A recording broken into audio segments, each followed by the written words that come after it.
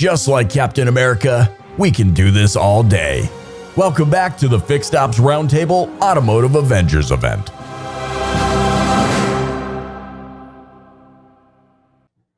Who needs the Fantastic Four when you've got Quantum 5? Please welcome our next speaker, David Farabaugh.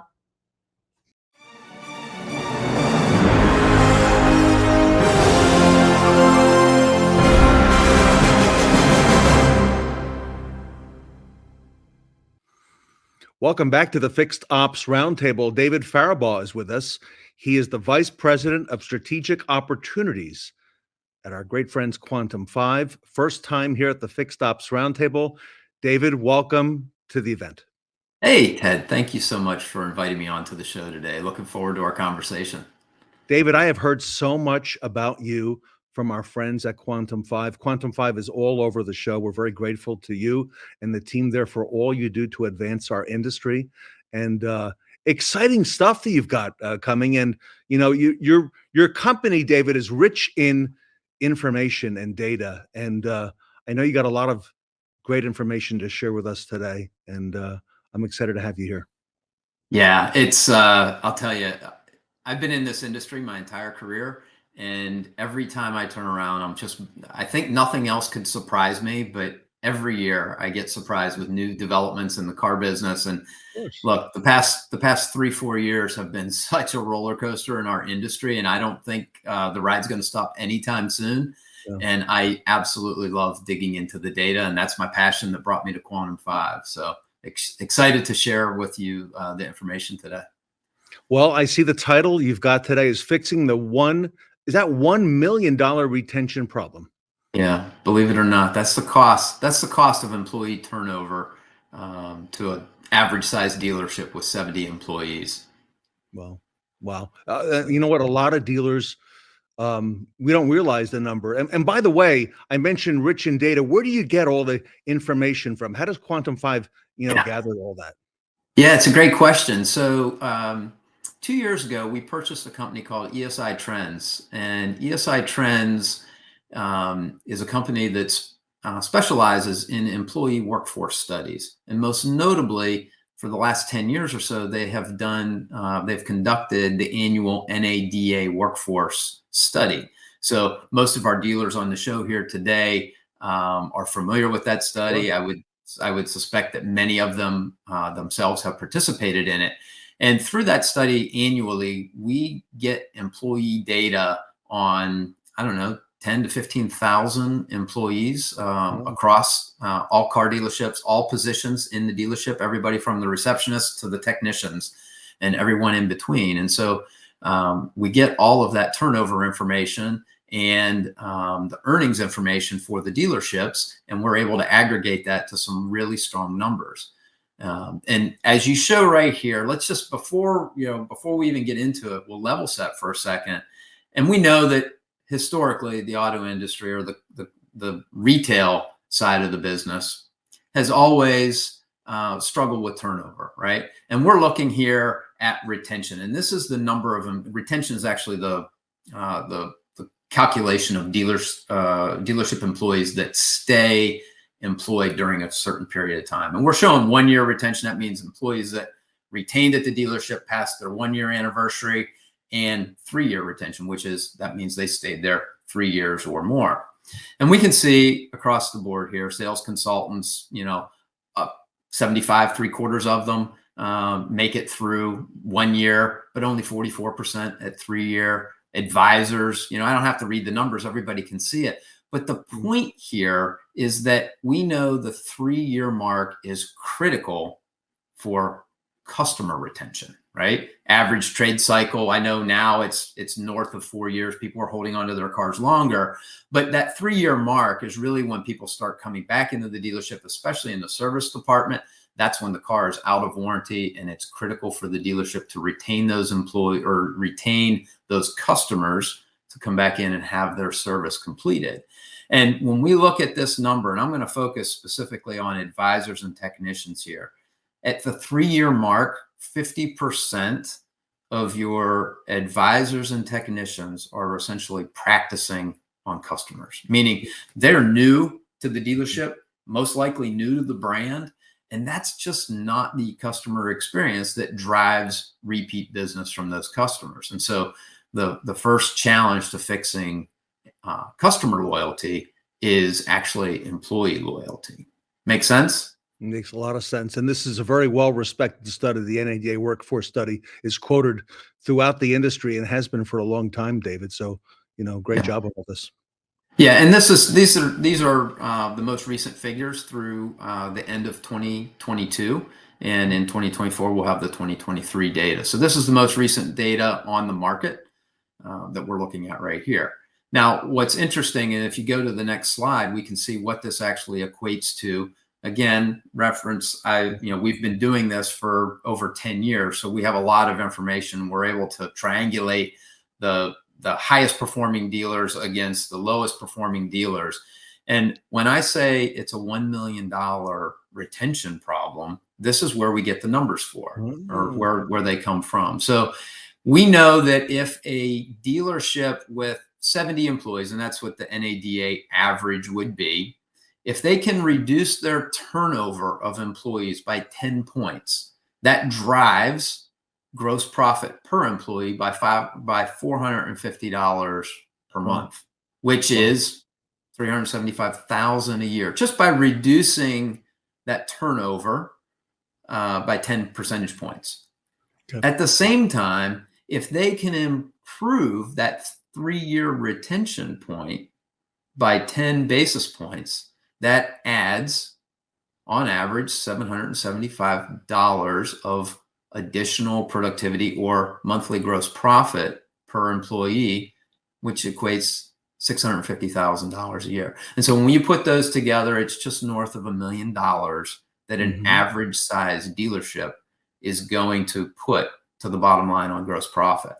So with that, I mean, that's a number that I lean into very hard, because despite all the record dealership earnings we've seen the past few years, there's not a dealer on your show today that wouldn't like to have another $1 million at their bottom line at the end of the year. Am I correct? That's right. So what I thought we would do today is share our 5 top tips for how you improve this number and how you move that retention number, because that's what everybody's thinking in their head. They're saying, okay, I get it. It's a lot of money. It's worth focusing on, but what do I have to do?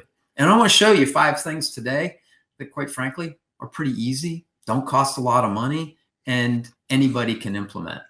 So the first thing we know is you've got to hire for retention. And I'll tell you a quick story. Years ago, it was 2007. I was a factory rep for an OEM.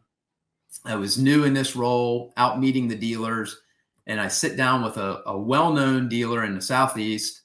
And the general manager, we're talking about employees, and she said to me, she said, "David, I just need warm bodies on the floor." She said, we'll tell them what to say to the customers. I just need warm bodies on the floor. And I thought, oh man, that's okay. That's where I am with this dealer.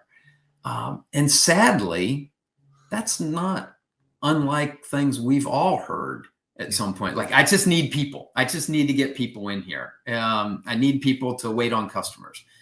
And I'm going to tell you that if that's the tactic, there's got to be something more, because if we're just hiring warm bodies on the floor, we're always going to be struggling with turnover. So I would say we've got to hire for retention in mind. We got to make the process slow and deliberate, right? And we have to cut the cord quickly and be okay with that when people aren't working out, when it's not a training issue, when it's a personality issue, when it's a customer experience issue. We need to be able to make quick decisions. Yeah. And there's tons of data available today to assess the personalities, to assess the skills of the people that we're interviewing. And I know a lot of dealers, there's a very large, well-respected dealer group out there that uses a personality survey for every one of their new hires. Before you can even come into work, through the interview process, you go through a personality assessment. They use that and they rely on that throughout the person's career. That stuff is available, and more dealers are leaning into that, the data behind it. And then when it comes to interviews, it's not just an interview with the service manager or the sales manager, the general manager. It should be a panel interview, just like any other white collar professional typically goes through, where multiple people inside the organization interview that person.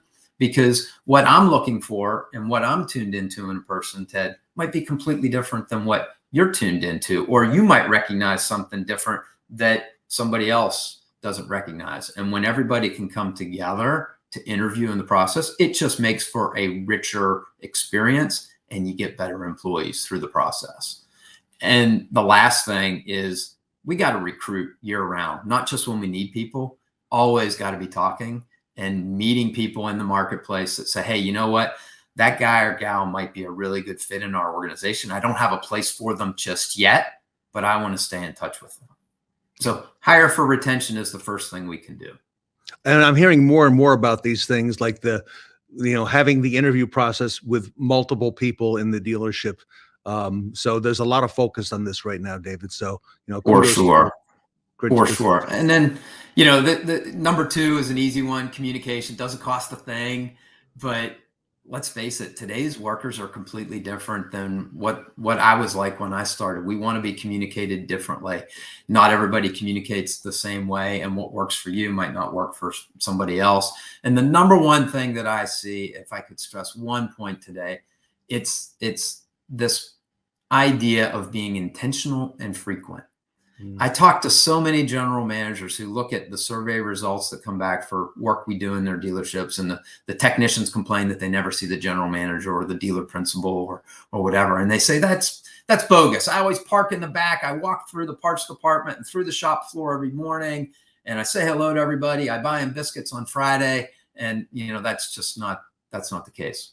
But the case is, you have to be present, just like a parent, right? My child wants me to be present in their daily lives. Employees need to feel the presence of their leadership team in their daily lives. So you can keep going. Yep.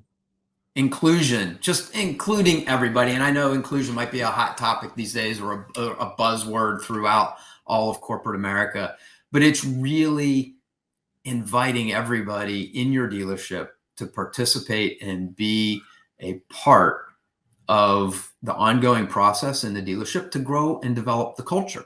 So bring people in when there's a problem that needs to be solved. You never know what great ideas might come from the parts counter person in the back of your dealership that you never talked to. So giving everybody a voice. And I would say also very important is surveying your team once, hopefully twice a year, to really understand where they're coming from. And for any of your viewers out there that saw in October, Automotive News published the top 100 dealers to work for, or the best places to work report. And it's interesting because 58% of those top 100 dealers, 58 of those dealers on that list, they work with our company. They do annual surveys. Wow. I don't think it's a coincidence. And I'm not saying you have to survey with Quantum 5. Use a survey platform and really collect that feedback from your employees. Whether you use us or somebody else, just use somebody and really collect that feedback. Everybody wants to be on that top dealership list. That's very coveted. Huge. It is huge. It's a really big feather in anybody's cap when you're recruiting for employees, to be able to say we're one of the best places to work. So the next thing, schedules and compensation. We say the DARE model internally. It's discover what's motivating people, ask them what they're willing to try, review it, and evaluate what's working. And listen, I'm going to say, and as our founder, Dave O'Brien says regularly, he says, I'm going to touch the third rail here, Ted. I'm going to bring up something that's going to be a little controversial. But this idea of scheduling, today's employees want options. Yeah.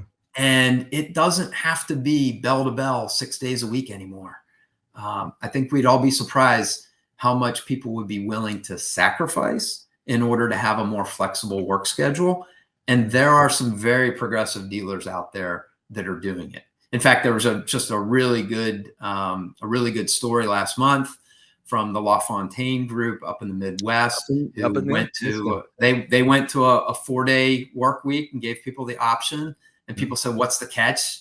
and they were surprised when there was no catch, and it's working. And so it's a great, I mean, there's a lot of progressive dealers that are out there doing it, and it's working. And I will say that as the baby boomers retire and we get Gen Z into the workforce, they're just used to a different model. Doesn't mean they can't be successful. They're just used to a different model, and they want different options. And so that's something that progressive dealers are doing to attract and retain the best and brightest Gen Z workers. Yeah, that 4-day work week is very attractive. We've seen that gaining a lot of traction. It comes with a lot of responsibility and a lot of nuances at the dealership level. But if dealers are committed to it and working through it, it can be very, very successful. Yeah, no doubt. And then the last one here is just to redefine onboarding and career planning. And I kind of say this tongue in cheek because for the most part, there really aren't that robust onboarding and career planning processes in a lot of dealerships. They shadow the new salesperson comes on, they shadow the best salesperson for a couple days. Yeah. They learn the process, they learn how to get into the key machine, and then they're off on their own. In the service drive, they come through and, they work with another advisor. They maybe go through their mandated OEM certification that they have to do on the computer, and then it's on. And then the real big one, and we see this, probably the number one comment that we get back on our surveys that we do for dealers, looking at employees, they want career planning.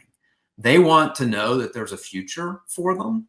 And when they don't feel like there's a future, what do? They do what anybody would do. They start looking around, like, what other opportunities are out there? The grass always seems greener when you don't know what the grass is going to look like at your own workforce tomorrow, right? And so this is really the last thing. It's just creating that infrastructure where employees feel valued through a solid onboarding process and really learning the culture inside the dealership, and then constantly talking to those high-performing employees, especially, of what do they want to do next? How do they want their career to develop inside the dealership? So it's a big motivator, which keeps people tied more so than anything.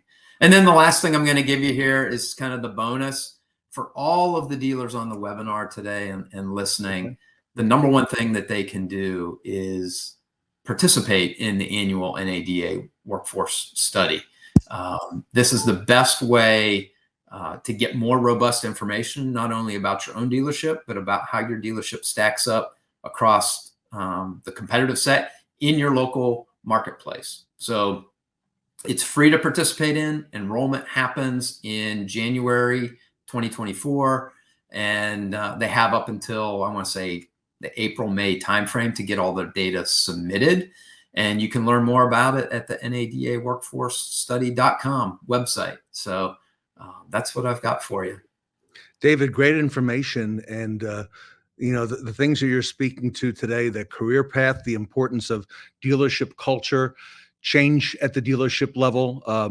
You and I have been in the car business a long time, and I think, we've learned it's not really the car business, it's the people business that we're in. And for sure, Quantum 5 is really the experts on the people side. Thank you so much, Ted. Really a pleasure to be on the show with you today. Everybody, if you want to get more information on what Quantum 5 can do for your dealership group, David Farabaugh is easy to reach. He's the Vice President of Strategic Opportunities. You can go to quantum5.ai. You'll see them all over the Fixed Ops Roundtable. They've got a great team of professionals working on improving that employee and customer experience. David's email is scrolling across the bottom.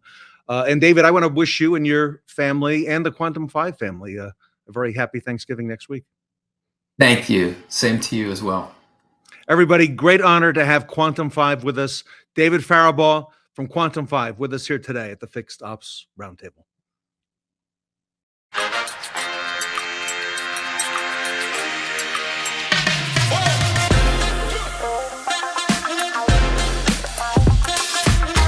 So being a legacy automotive retailer, we've used a number of different companies over the years to help us train our people and educate our people on everything from sales process to customer service to you name it, anything relating to retail automotive.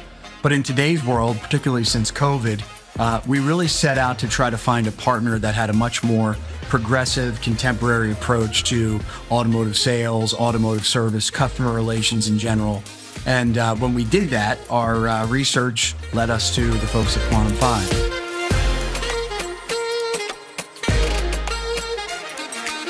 Anything that you can do consistently the same way gets better. So what Quantum gives us the ability to do, or has taught us how to do, is follow a very specific framework that delivers a very specific result every time.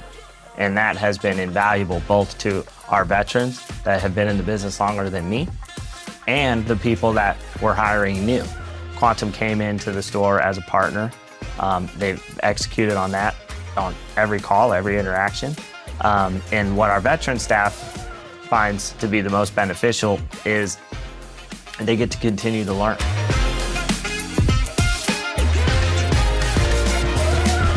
We know that Quantum is more than a vendor, they're a partner. They're actually a part of our business, a core part of our business and our daily processes. When I got into the car business many, many years ago, it was about control this, control the customer, control this. Well, now customers have as much information as dealers. So now it's more about controlling the process, understanding the customer. And that's what Quantum brings to the table. It allows you to have control of a process, understand your customer and your customer's needs, and deliver the relevant information that they need to make that informed decision, ultimately in purchasing a car, but starting with gaining that critical appointment. Quantum puts our client advisors on a pathway to prosperity. Our newer advisors see our seasoned advisors and the success they're having, and the fact that they're bought into the system and they've been on this system for years shows the new client advisors that if you buy in similarly, you're going to yield the same results, if not better. I can't speak enough to what Quantum has meant to our business and to the growth and development of our client advisors.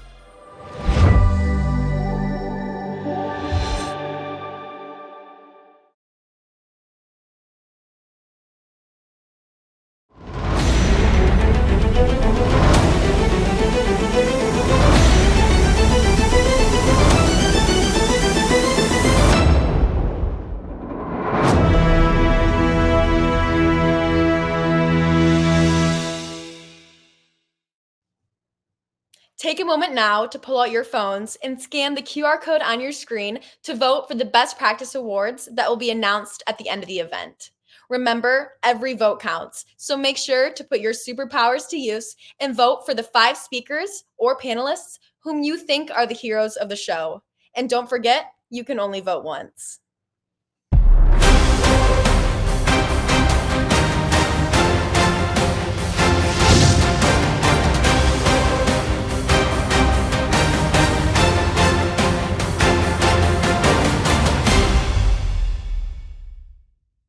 Meet some of the amazing women of Appletree Honda and Acura in our next segment, filmed live at our Asheville pop-up event.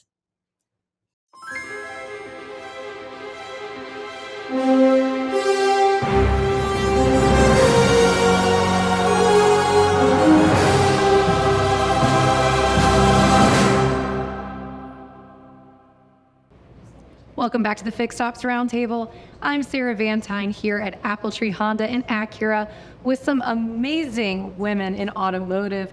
First off, I just love to thank you all for being here today as in part of the event for the Fixed Ops Roundtable in Asheville, North Carolina. First off, I want to ask this question but before I do that, I would like to have all of y'all introduce yourselves and just say what your role is here with the organization. Shayla, I'll start with you. My name is Mischayla, and I am currently a technician in training. Hey, my name is Cassiya, and I am currently a BDC sales consultant. My name is Brenda, and I'm a service advisor here. Excellent. Well, Shayla, it sounds like from our conversation a few minutes ago that you really like it here at Appletree Honda. And this is not your first job in the industry. So what helped you make the decision to stay part of this organization? So initially, when I went into the automotive field, my goal was to end up here.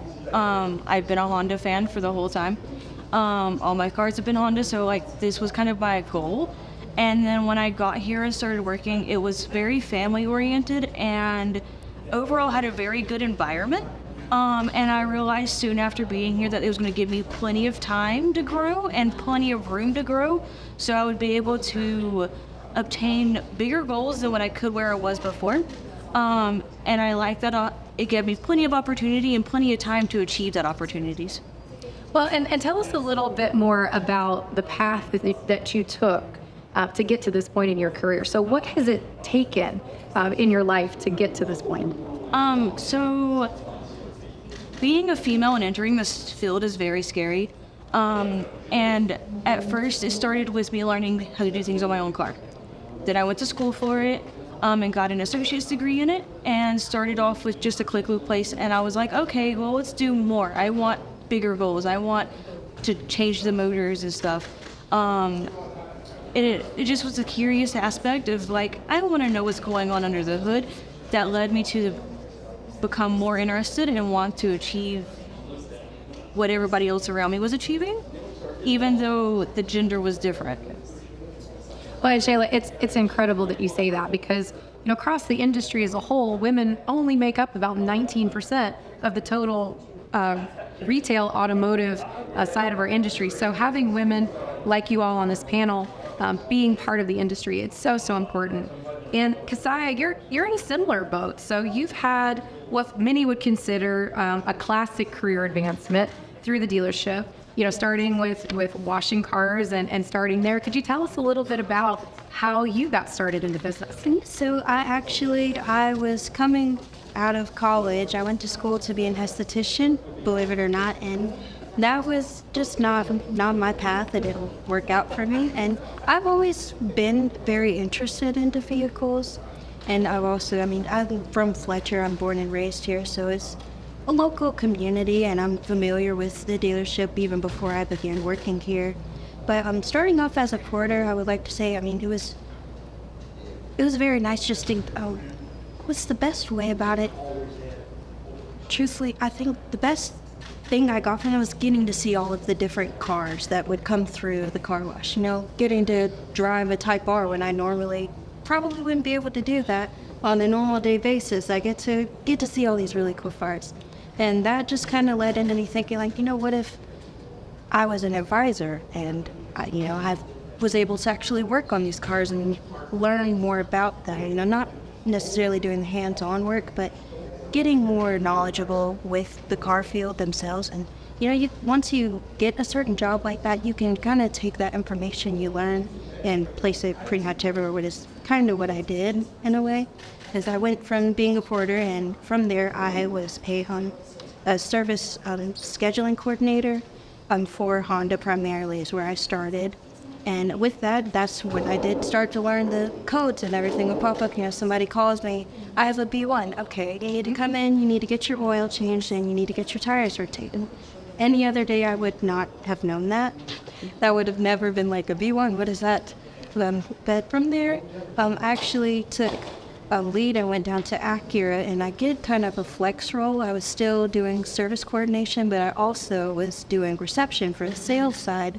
So that's kind of how I started integrating into the sales world and starting to see, you know, that is something that I would take interest in. And I was just the opportunities that you get here, it's kind of like Shayla said, it's like family oriented. Like in the way, like when you tell somebody from high school, I don't know what I want to do, it's kind of like that. Like you give yourself a break and there's different options for you here. There's an option for pretty much everybody.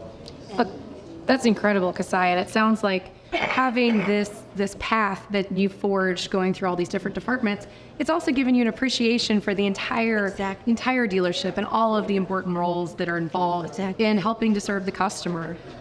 Brenda, so you came to AppleTree as an experienced service advisor, and you, from what I understand, are one of the top service advisors here in this company, and you're the #1 service advisor actually at AppleTree. So looking at your career, what sort of advice do you have for women like Shayla and Cassiya as they consider the future and the opportunities?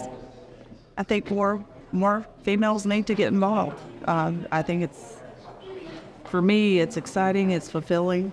Talk to Shayla, and impressed with her story of how she's got involved with service and Cassiya, that it's just a wonderful field really to be in. You know, you win the clients' respect when, you know, you apply yourself, you can get the knowledge to be able to earn their trust. And it means a lot, you know, to hear them, you know, only want you to handle their stuff. Even sometimes it gets overwhelming, but, you know, you got to give them the time, because they're why I'm here. So, but I think it's exciting for all women. They should be at least give it a shot. Well, and I think it's a testament to, you know, the Apple Tree organization. So looking at the three of y'all are building relationships across all these different departments that intersect really all of the customer experience, and you're able to make a meaningful career and livelihood for yourselves, and really have all these opportunities that, you know, as an industry, a lot of people, and especially the women watching, may not be aware of. They may not be aware that they have these opportunities to get involved and follow in your footsteps. So I want to ask all of y'all a question, and just take a moment to think about, you know, the future into 2024. So in this next year, and I'll start with you, Shayla. So what are you most excited about and looking forward to? I think I'm most excited and looking forward to the most this next year is actually delving more into like hands-on, getting bigger jobs, getting harder jobs on the cars, so that way I can continue to learn and continue to grow. And I've already discovered that it's always going to be, there's something new to learn, and I like that aspect of it. So like, especially going into this next year where I'm just barely into my training now, I plan on conquering a lot more and delving much deeper and getting more information and bigger jobs to do.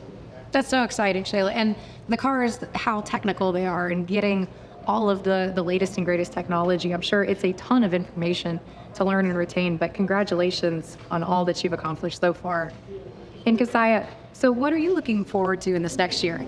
I'm looking forward to always kind of outdoing myself, you know, always. I'm looking forward to my own personal growth. You know, I might end up going on fully to sales if I'm comfortable with doing so. So that's something I am looking forward to and working towards next year. Excellent. Brenda, what about you? What are you looking forward to in the next coming year? Hopefully being able to keep doing what I'm doing and, you know, maintain without going crazy. But yeah, I'm just glad to be here. Well, all of you are such incredible, talented individuals, and it's even more special to get to show a spotlight on you as women in the automotive industry. On behalf of Ted Ings and the Fixed Ops Roundtable, I'm Sarah Vantine. We're here at Apple Tree Honda and Acura in Asheville, North Carolina at the Fixed Ops Roundtable pop-up event. Stay tuned for more segments. We'll be right back. Love. Our revolutionary pop-up events have sparked a new wave of growth and innovation. Become part of the brand that is shaping retail fixed operations at FixedOpsRoundtableCertified.com.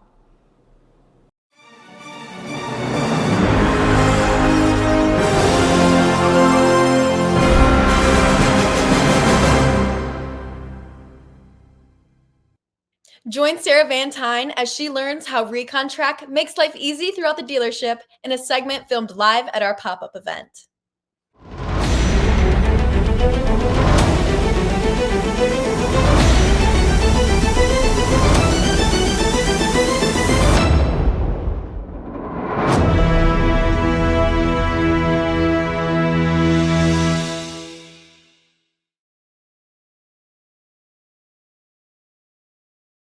Hey, Rich.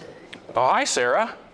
Hey, I've been walking around the dealership all day today, but this has been really cool to see. I have heard so much about something I wanted to ask you about. Okay. What is ReconTRAC?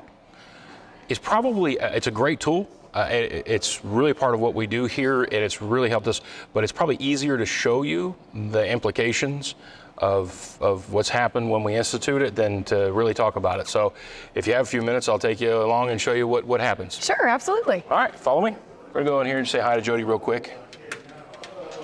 Hey, Gary. Hey.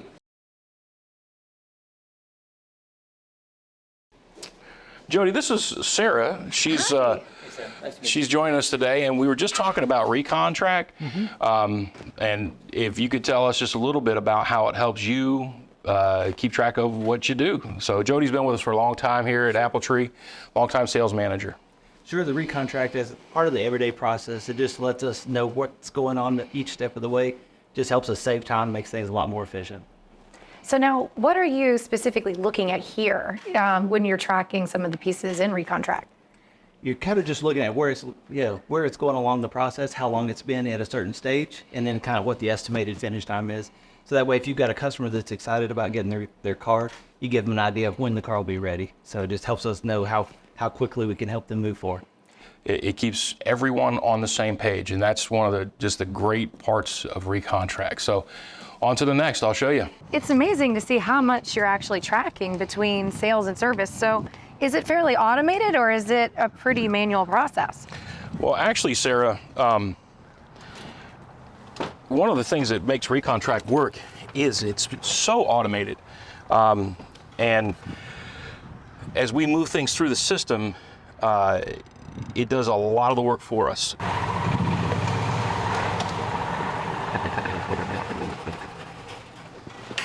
So here's our next stop. We're gonna go meet one of our reconditioning technicians that helps us get our trade-ins and purchase cars ready for retail. Awesome, that sounds great. Hi, Galen.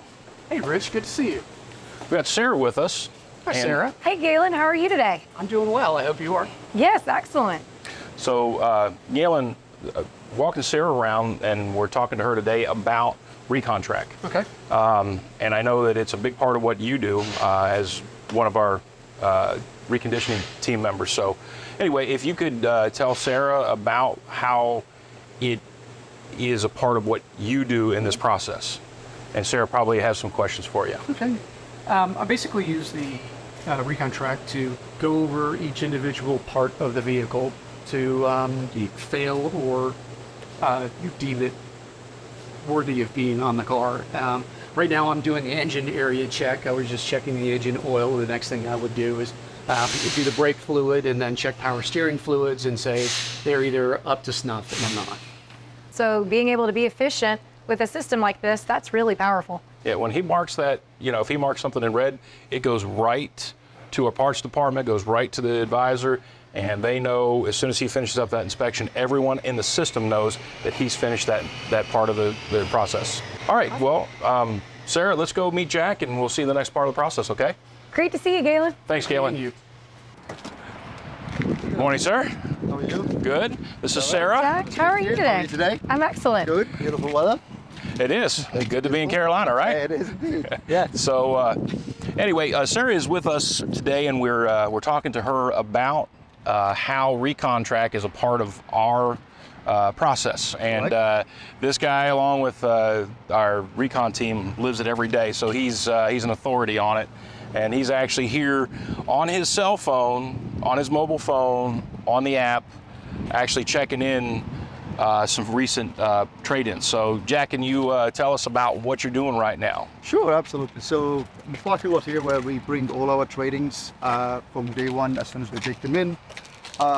We do put them through what we call a ReconTRAC system. And we start tracking the car from day one, where it is, what stage is it at.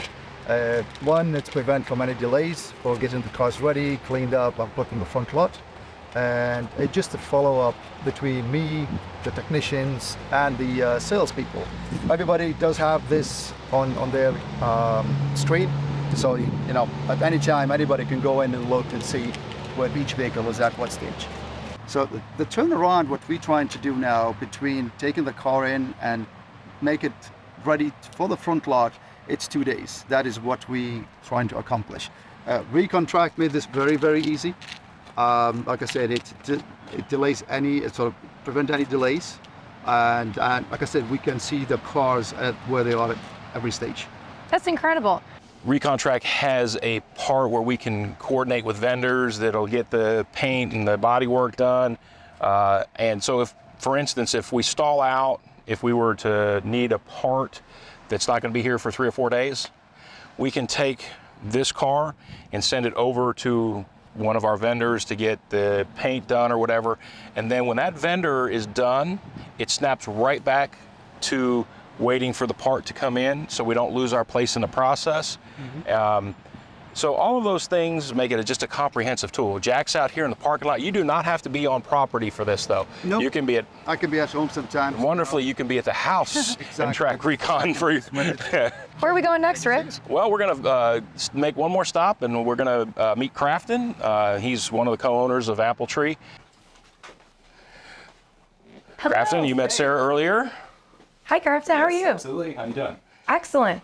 So, Crafton, we've been touring the store and been all over the campus, talking with people about the Recon process and how ReconTRAC with Reynolds helps us. And I know it's been a big help to you. And so we were going to talk about that just for a moment, if you do. I know you're a busy guy, so I can see Recon's front and center on your desk right now. Actually, got it up right now. This has been a huge improvement from before. Basically, we were doing a spreadsheet that we had to, keep up to date. I'd have to print it out, go around to the different departments, make sure everybody's doing what they're supposed to be doing, manually, and that's obviously been improved since this. So it automates everything. So as soon as I input a key, we have these 2 keys get ready to put in. So I put it in, it automatically alerts Rich, Jack, and those that need to do the next step, get it in an RO created, and to the mechanics, have to do their inspection, on down the line. It's all the way through detail and, back up to the front line. So yeah, it's definitely something we like using. Well, Crafton, I'm sure you're the co-owner of Apple Tree Honda and Acura. You're a very, very busy person. So how do you use the system to hold people accountable?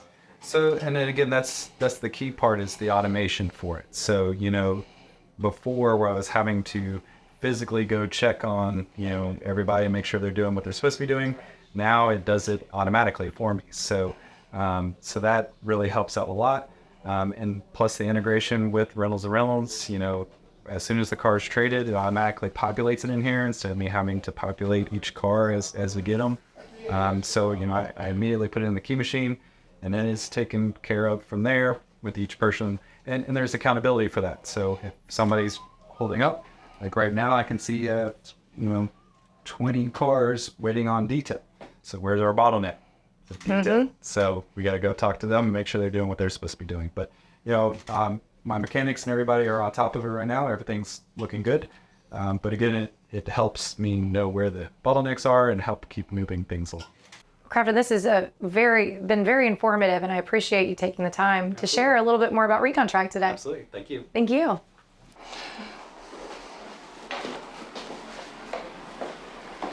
Well, Rich, it has been really cool to see all the different pieces of ReconTRAC, and especially in today's market with so many used cars coming through the process. I'm sure that helps create a lot of efficiencies for getting these vehicles online and to your customers as quickly as possible. It covers everything on the entire campus. Doesn't matter which building, where you are, what department you're in. It doesn't matter if you're at your desk, if you've got a phone, if you've got a tablet, all of those things. At any point, anybody involved with any relevancy to our process can see exactly where a car is in the process. And when we look at that, we identify bottlenecks, we improve efficiency, we get our vendors involved, and we get our cars to market faster. And the faster they get to market, the better it is for everyone. So it is a very, very helpful tool to us. It has shaved a lot of time off of our process, and that helps turn inventory, keep the inventory fresh, give the guys new stuff to sell all the time, and helps Apple Tree stay in business. So I thought it was more effective to take you around and show you just how it crosses all of the lines and all the barriers. And so I'm glad you came along, and thank you so much for today. Yes, Rich, this has been incredible. And thank you again for showing me all the different pieces that ReconTRAC can do to improve your overall business. It's my pleasure. Hi, I'm Greg Euland, and today I get to sit down with Chris Little, the Vice President of Variable Operations at Hendrick Automotive Group. Chris, thanks so much for sitting down and talking. Yeah, looking forward to it, Gregg. Thanks a lot. Chris, we've had quite a partnership over the years, and we're very proud to be able to continue to expand that partnership through our reconditioning software called ReconTRAC. How did you come to the conclusion that using software to automate a lot of this was the right answer? How did you get there? I got really tired of hearing people tell me when I say, how long does it take to get cars to the front line? And they go about 5 or 6 days. That tells me I don't know.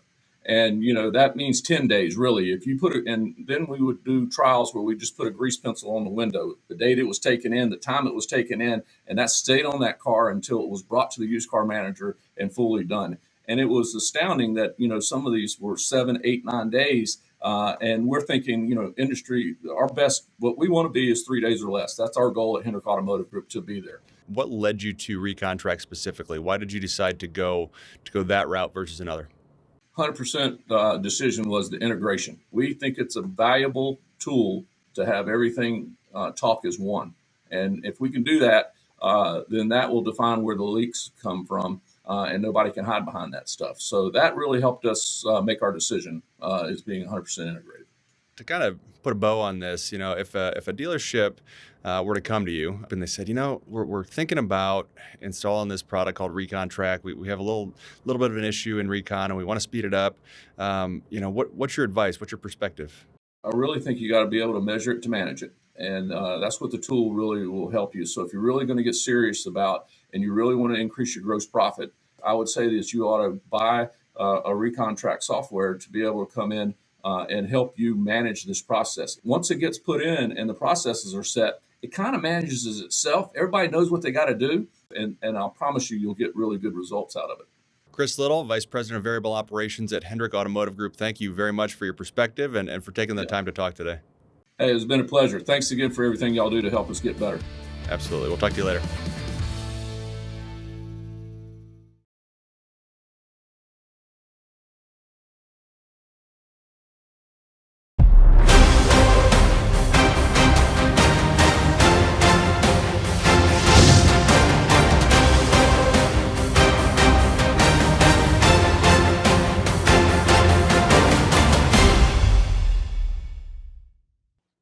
Bring some super speed to your recall process with the BizzyCar panel up next.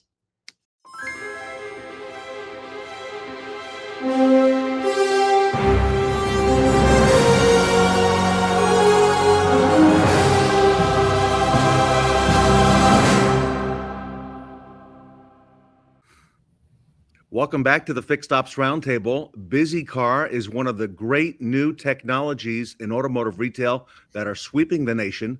Today we have an expert panel of retailers, including Jim Sabino from All American Ford Auto Group in New Jersey, Shon Kingrey from Kaiser Automotive Group in beautiful sunny Madison, Wisconsin, and Ed Roberts at Bozard Ford Lincoln. And we are humbled to be joined by Michael Murray from the BizzyCar team. Everyone, welcome back to the Fixed Ops Roundtable. Thank you, Ted. Thanks, Ted. I want to set the stage, everybody, if I can, with Mike. The theme of our event, of course, Automotive Avengers, are the different villains that steal and rob us of time and hours in the drive, and any real-world examples of that. Before I do, Mike, for our audience, just for everybody's overview, tell us a little bit about what BizzyCar does and what you do for dealerships around the nation. Yeah, perfect. Thanks, Ted. So BizzyCar is a fully automated software platform that identifies all the open recalls in a dealer's PMA and then schedules them directly into the store, whether it's in the store, if they offer pickup drop-off, or if they're doing mobile, without the dealer having to lift a finger. So it's a fully automated process that requires no process change or anything from the store. Cars just simply show up, they turn the wrenches and make the money. Wow. Okay. I love it. One thing I've always loved about BizzyCar since I met Mike, you and Ryan, is that you've really got the messaging down. All right. And you've got it tight and compact. And not only that, but the product is amazing and works. Okay. And you've got some of the biggest retailers involved. Ed Roberts at Bozard, you are one of those retailers. Talk to us a little bit about some of the methods we've been using traditionally, even that dealers are using right now, to bring in customers on recalls? I mean, things like direct mail and BDC and so on and so forth. We use all kinds of things to drive things in, and Mike gave you a very simple version of what BizzyCar does, but we'll spell that out a little bit more. Everything that we do, whether it's sending out mailers, whether it's using the manufacturer website, is all reactionary. It's, hey, let me go drive some business. And then once I do one thing, once I call and set that appointment, then I got to go get to the part and say, hey, I got these ROs, these customers coming in. I need to make sure we got parts for them. Hopefully they do it. Then is there follow-up and whatever else. With BizzyCar, they dial into our DMS. They know the inventory that we have. We see, they show us the recalls that are out there. They reach out to those customers for us and set those appointments, and they tell us whether we have parts, and they don't set the appointment with the customer if we don't have the parts, if we're not prepared. So they take the reactive elements that we've always done and put it on the proactive side and allow us all to be more efficient. And that's what a partner should be, not someone that helps build a process or whatever, but makes us all more efficient with everything we do. And Ed, the parts equation as part of the recalls is a very big one. And when it comes to customer expectations and customer satisfaction on the drive. Absolutely. Our customers don't want to come in to have a recall done because in their mind, nothing's happened with the vehicle. Yes, there may be a recall on it, but my car works fine, so I don't need to go in. Then they come in and we don't have the parts, and we just ensure to them that they need to come back the next time or whatever else, because they don't have time for that. And if we can handle it all at once and make it convenient, then it's much easier for everybody. Mike, I know you've got a recent experience. I've got one also where I came in about 6 months back on a recall and the parts were not in stock, and I couldn't believe they had set the appointment and I had to come back. But you've got a recent story too, Mike. Yeah, I mean, it sounds exactly similar to that, Ted, where I scheduled an appointment with my local dealer a week in advance. I was taking my son back to school, which was a 7-hour drive. Wanted to have my car, the oil change, all these things done. And when I showed up on a Friday at 3 o'clock and I was leaving Saturday, they informed me that I had a recall on my car. And I said, terrific, take care of it. I was actually aware of it. And they said, well, the problem is we don't have the parts and we can take care of it on Monday. Problem. That was a problem. Now, had I just shown up, I get it. They're going to be reactive in some cases, like most dealerships are. If you come in, they'll check for a recall on a tablet or something else. But I was proactive, scheduled in advance. They had a week to get it. And obviously, it only took 24 hours to get the part. So it caused some issues. They ended up getting me a loaner and taking care of me to get me on my way. But the reality is now I had to come back twice for one recall. And as a guest, it's pretty difficult, right? You don't want to be there the first time, let alone the second time. So if we're struggling with defectors and we push that customer to do 2 store stops, that's going to push them even further, right? So we can try to avoid that by being proactive, like Ed was saying with BizzyCar, and getting out in front of it. And we can solve a lot of that challenge before it ever happens. I'm curious to hear how yours went, Ted. Well, I had to come back. Okay. And I had to come back, and then I needed a loaner car, and they didn't have the loaner available. So, I mean, you all can know all the things that happen as the dominoes continue to fall, but not a good taste in the customer's mouth. Michael, in your case, is that dealer now on the BizzyCar platform as a result of your experience? Yeah, as a matter of fact, I went and talked to the service director who happened to be there on a Friday afternoon. And I mentioned the challenge that we had. And he said, this makes a lot of sense. And since then, we not only got the one store, they have multiple stores. And we have those stores on as well. So it turned out to be a good experience. But, from a local dealer that I bought 5 cars from in the last 5 years with kids, I'm glad they were able to take care of it. And I'm glad that they're now proactively taking care of their customers in advance. So it worked out well. Jim Sabino, I know that could never happen at your dealer group because you are a client of BizzyCar and use the BizzyCar platform. Talk to us about that. Yes, we do. So we are partners with BizzyCar.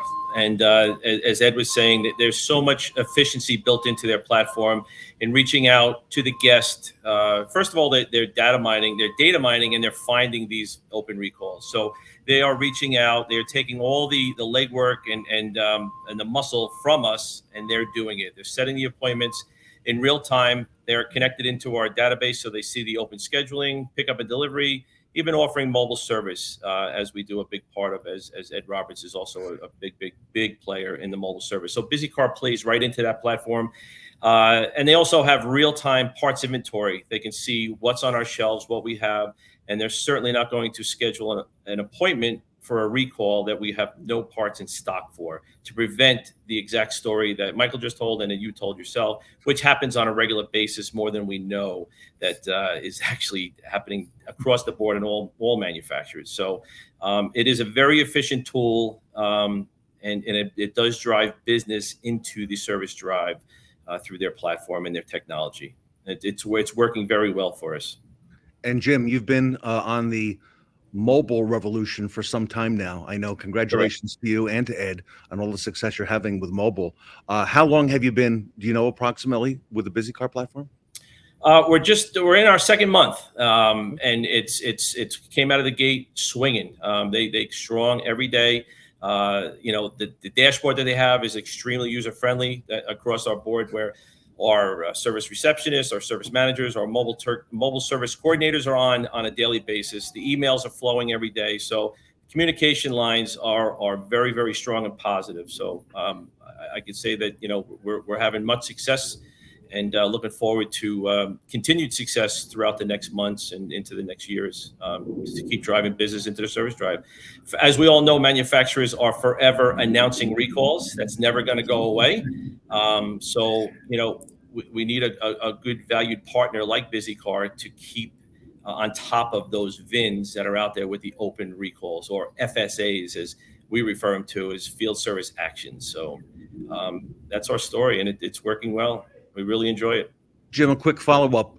Was it tough to get started on BizzyCar? Was the learning curve steep, or is it like Mike said? No. They have a launch team that does some great webinars with the whole team. They set up, and their people are truly professionals. They talk you through every step of the way, and actually, it is a really incredibly user-friendly platform. Their dashboard and their portal, very, very, very friendly to use, and their whole launch was seamless. Very, very good. All the people that interact with the platform through the portal is just very good. It was a really good launch, and their support is always there. If we need them, they're there for us.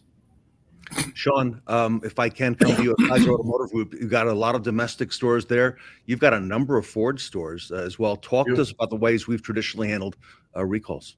Well, I'm going to take Michael's story and take it a step further. I'm going to challenge, and I'm always a glass half full kind of guy.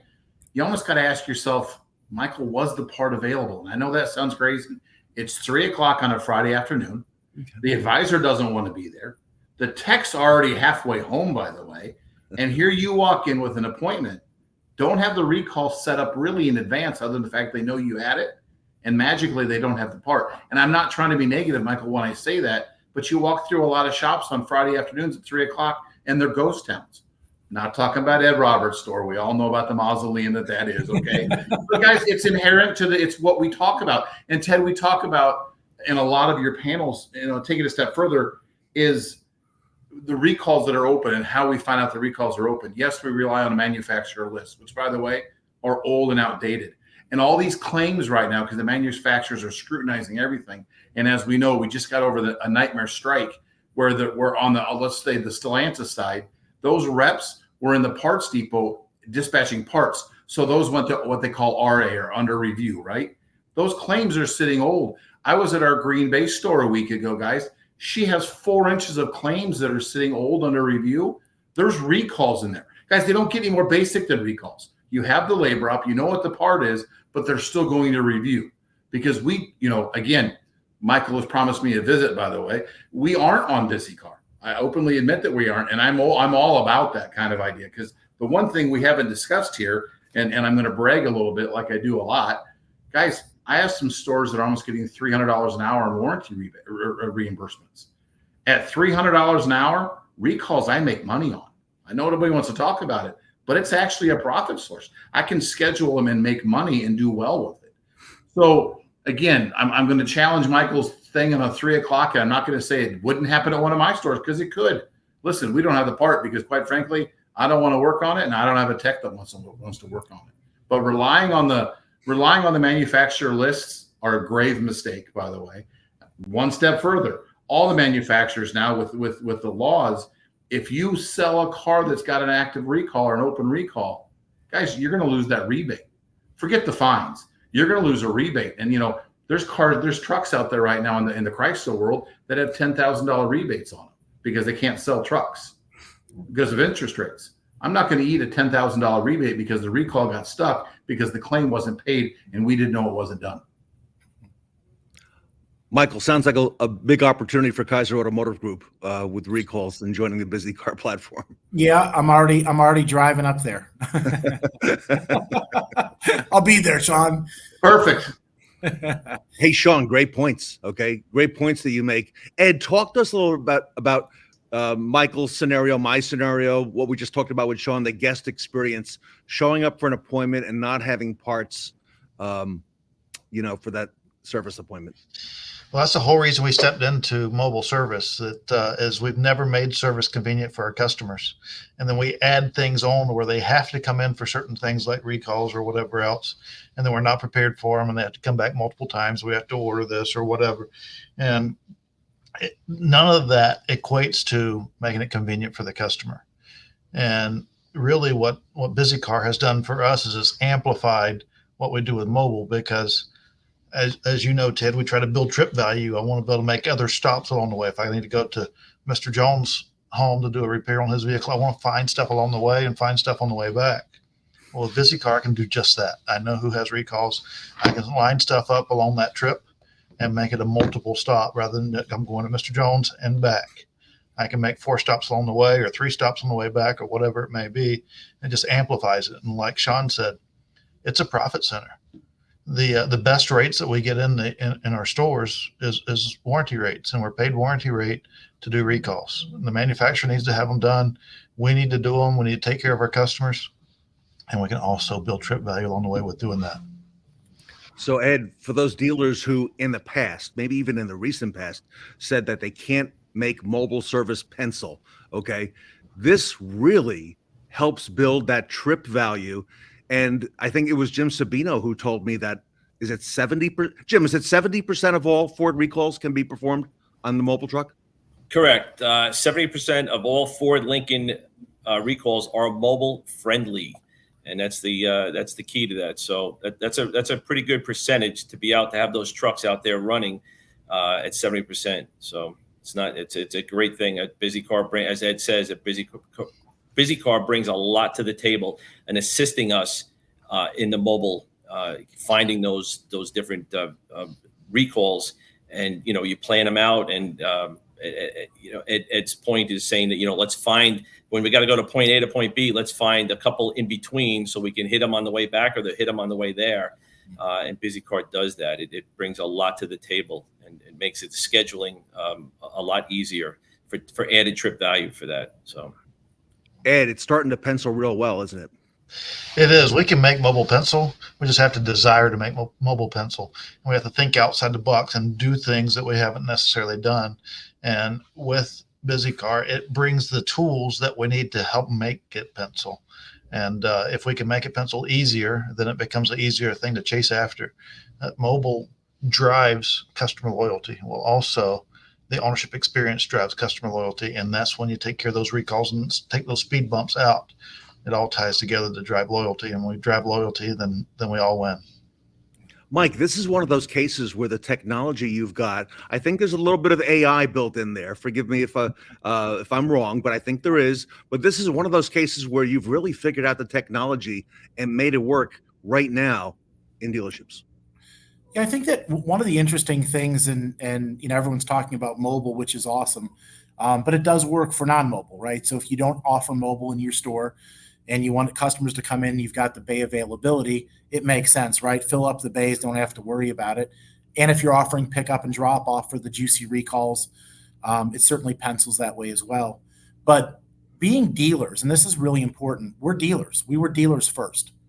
And this concept, this idea came out of being a dealer because we had a problem in our own stores and we couldn't find an off-the-shelf product, because if we could have, we would have done it. So having the knowledge of being a dealer and understanding what the challenges are, we then set out on foot to get the technologists to come in and solve the problem using technology. So it's a dealer problem that was solved with technology and bringing the right people in.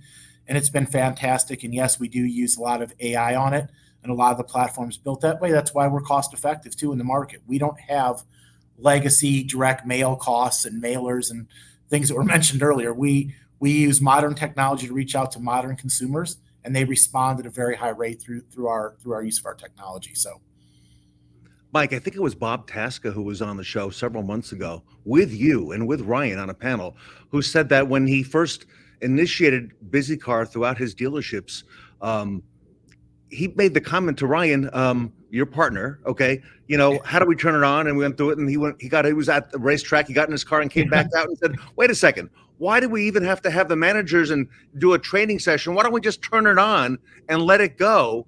Yeah. And it seems to have worked really well that way, Mike. Yeah, I mean, so there's a few different ways to engage us. As Jim mentioned, there's ways where people can have access to the platform if they've got the staff that want to do it. Especially if that staff's frustrating, as Jim mentioned, the FSA list. You'll hear that word a lot in the Ford world, but every OEM's got that same type of list. And as everyone here knows, it's incomplete. There's not customer records, and you're spending BDC or service advisor time picking up the phone, trying to identify these people, and they get frustrated because the information's not good. Let's solve ourselves or keep ourselves from that. We'll do all the frustrating part. We'll use our automation. We'll do all the outreach. And Bob Tasca did climb out of the window and did say, wait a minute, I don't have to do anything. And we said, that's correct. He got back in the car. I don't think he won that day, but he got back in and signed up all the Tasca stores. So they're up and running and doing a fantastic job. So yeah, he's a huge advocate. Shon, you mentioned a few minutes ago the old data on customers in the DMS, and the customer doesn't even own the vehicle yet the BDC is continuing to reach out, and that seems like a real archaic method now with the things that we're hearing coming out of BizzyCar and out of Ed Roberts in Florida at Beaux-Arts and out of All American with Jim Sabino in New Jersey. Right, and everybody knows me. I'm big into process, and I'm huge into BDCs. Quite frankly, I would say 3 or 4 years ago, we stopped data mining for recalls through the BDC because it's almost embarrassing. It's embarrassing to call Ed Roberts or call Jim or call Ted and say, you have a recall. And they're like, I traded that car in with you 2 years ago. But since we sent it to the auction, we didn't unreport it in our DMS. And we're calling our own clients, tell them they have a recall that they traded in with us 2 years ago. So quite frankly, we stopped mining for it almost 2 years ago. So Mike, are you working through any, and I think I know the answer, but tell us, are you working through any OEMs? If so, and if not, how does a dealer reach out to you? How do they take the next step? Yeah, so we're working with a ton of different OEMs, both domestic and foreign and domestic, Highline and everything across the board, because they've really grasped this concept. I mean, you have to think the OEMs are getting pushed by NHTSA, and there's a new recall out every day, and that pressure rolls down to the guys on this call. That then rolls down to the store, and there's real pressure being exerted on this because of the dollars and not only the dollars, I would say, but also the appearance or the branding, the marketing, the brand promise that the OEM makes to their customers and you, the dealers. So there's a lot of pressure being exerted on here. I do want to make one comment, and it's on those marketing spend, and Shon was just talking about it. When BizzyCar uses automation, we reach out, and at the end of the month, we provide a list to the dealer of all the customers that no longer own those vehicles because they're responding to us. And then you're not spending money on marketing going forward, whether it's on a recall or it's on direct main shop service, but you can maybe target your marketing a little bit different if you do decide to do direct mail to come in and get a new car, right? And you start driving lifetime value and the loyalty. So you're not spending useless dollars on a marketing campaign for a customer that no longer owns that car, to Sean's point, or gets it in the mail and throws it in the trash. So just a couple quick things on that. And then we are working with, as mentioned, the other OEMs, BizzyCar.com. Go on, check us out. We've got a killer video on there. It's fast, it's easy. And you can connect with us directly there, and we'll have someone get in touch with you. And it's really quick, 30-minute call, and we can get you up and running. So thanks for having us out. Great. Hey, great information from everybody on the panel. Ed Roberts, Shon Kingrey, and Jim Sabino. Thank you for all you do for the industry. Mike, thank you as well. I want to wish all of you a very happy Thanksgiving to you and your families next week coming up here. So, and thank you for all you do for fixed operations. Happy Thanksgiving and gobble gobble, as they say. Happy Thanksgiving, everybody. Everybody, BizzyCar.com is the place to reach out. BizzyCar.com. Michael Murray is very active on social media. You'll see him everywhere. You also see the BizzyCar team growing like wildfire, right? So they've got a lot of wind at their back right now, and they got a lot of momentum. So if you want to capture these huge opportunities, you heard about some of the numbers here on this call today. Reach out to BizzyCar.com. Get on the automated recall wave. It is one of the most successful things we have seen in fixed operations in years, and it's happening right now. Do not wait. Join Ed Roberts and Jim Sabino, and probably by the time this airs, Shon Kingrey as well. Everybody, thank you so much. Happy Thanksgiving, and the BizzyCar team here today at the Fixed Ops Roundtable. Thank you.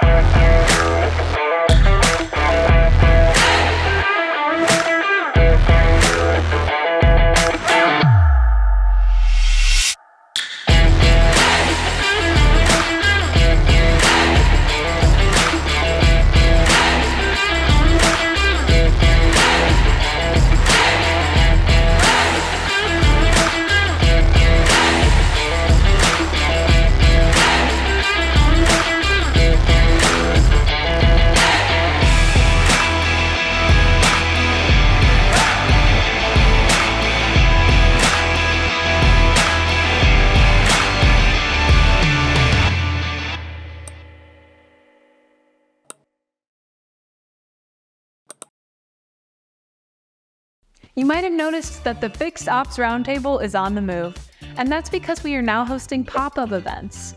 We are on our way to a dealership near you with spontaneous events in amazing dealership spaces to highlight the hardworking people in retail service, parts, and dealership-wide. Stay up to date with where we are headed next by following the Fixed Ops Roundtable on social media.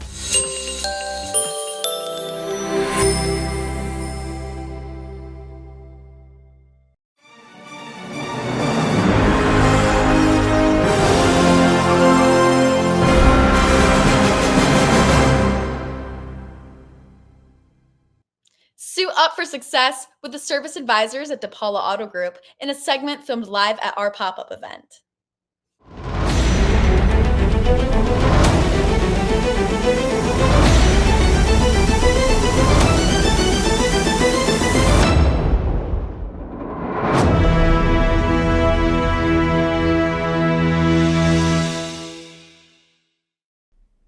Welcome back to the Fixed Ops Roundtable. I'm Ted Ings. We are in beautiful Albany, New York for our fourth pop-up event.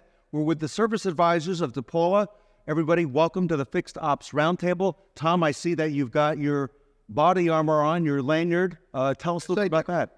This is what our body armor is about. It's about our walk around. You'll see that we have a sprinkling of our writers from our different stores, which is a positive thing, and we'll talk to each and every one of them. But this is our body armor, Ted, and you keep your lanyard on and you keep your name tag on because why do we have the name tag on here? Because the normal human being can't understand your name, can't remember your name. That's why we use it. That's why we came up with that. So they remember your name. Everybody, if you would, starting with John, introduce yourself and which dealership you're at. My name is John Elmendorf. I'm the light-duty, heavy-duty truck manager at DePaula Ford. Chuck Richardson. I work at DePaula Chevrolet as a service advisor, main shop. Hi, I'm Lisa Dugan. I'm service advisor for DePaula Mazda. And I'm Louis Correa. I'm with DePaula Ford, and I'm a quick loop service advisor. Everybody, this morning at 6:45 a.m., I was on the service drive with our team, and I couldn't help but notice that at each of your locations, you're doing a service huddle. I want to ask you a little bit about that because we don't see that commonly at most dealerships in terms of the communication. John, talk to us a little bit about that. Why does DePaula do a service huddle every morning before the doors open? Brings the whole team together. It lets us talk about some things that happened the day before. If we need help and assistance with anything, just gets everybody to get together. Super. Chuck? Gets everybody pumped up for the day, and that we're here if we have any issues coming up, that we can get the management team involved with it rather than waiting for the person to get there at the end of the beginning of the day. And I saw that you were doing a walk around this morning as well on the drive. Yes. Do you do that every morning as part of the huddle? Somebody does a walk? Every morning, yes. Wow, super. I love it. Lisa, why the service huddle? I think it brings everyone together. Yeah, everybody's on the same page. They know what's going to happen today. Again, if there's any issues from the day before, we get them all resolved. Sure. And, in the morning before the doors open, that's probably maybe one of the only times that everybody could even consider getting fired. Yep, everybody's there. Everybody's pumped and ready to go. That's super. Great way to start your day. Yes, sir. Lewis, what are your thoughts about that service huddle? I love it. Just brings the team together and gets us ready for the day. Super. Tom, what was the thinking about that? Bringing the service huddle and doing years ago why we created it? To bring everybody in on time. And we spoke about it today. It starts at 6:45. It's got to be regimented. So when the doors open, everybody has to be ready at their positions. At their positions is a critical point. And you can talk about everything. Do you have the walk around every morning? You're going to do it, but you're also going to talk about any CSI concerns you had the day before, any whiteboard concerns that you had from the day before, and we'll talk about the whiteboard shortly. But that's different stuff that we do. And that's what we developed many, many years ago. And it just works. It just works. Gets everybody there on time.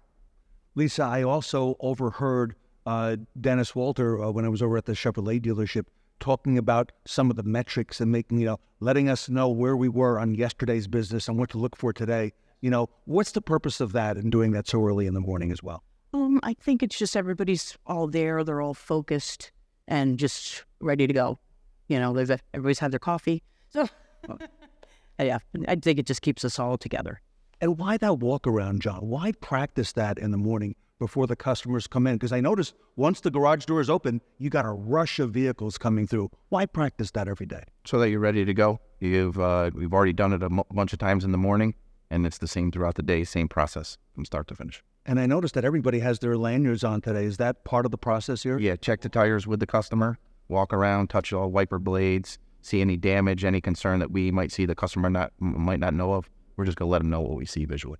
Super. And Chuck, is process a big part of what the DePaula Automotive Group does here out on the service drive? Absolutely. If you're doing the same thing every time, it's a good thing with the customers too. Yeah, they love it. Lewis, do the customers like the consistency that you do here when I know they've probably grown to expect the fact that you're going to be looking at the tires, going to be popping the hood, you're going to be putting the lights on. Do they like the consistency part? They actually love all that. It actually allows us to plant a seed as to what the customer is looking forward to getting done on their vehicle. So it's very helpful for us. Wow. Lewis, how long have you been a service advisor? Probably about 9 months. And I love it. Successful. I enjoy helping my customers, our customers, because we are a team. So. And Tom speaks very highly of you, of all of you. He mentioned you in particular, having excelled on the service drive as well. Tom started in the lane, and he has one of the top CSIs of the company, and he worked the lane and worked our customers and greeted them. And he grew into the position. It's all about the career paths. Anybody can do that, to come into this business and learn that career path. You learn the service lane, you learn the walk around, you learn what the process is, you learn what your KPIs are, you learn about the huddle. But Lewis excelled at that, like everyone else. But the other piece that we have is by why we do the walk around is it sets the seed for our videos, our iService and our True videos. So it sets the seed so they know, hey, I know my cabin air filter might be, well, the technician's telling me that, or my tires are off. It's all the transparency, as we continually talk about here with our whole group. How transparent are we? And that customer looks for that video. because they have that rapport they built. It takes a couple minutes to do the walk around as we do, but it's so critical to do that. Tom mentions that word, John, transparency. And you know what? I never heard that word until just a few years ago in service and parts, but it's come to service and parts, and customers like that transparency. Talk to us about the video that the customer gets from the technician. Why do that, and why is that so important, and why is that well received by the customer? Well, it gives the technician an opportunity to show the customer exactly what they have going on underneath the vehicle that they don't normally see on a day-to-day, and it just builds trust throughout the process.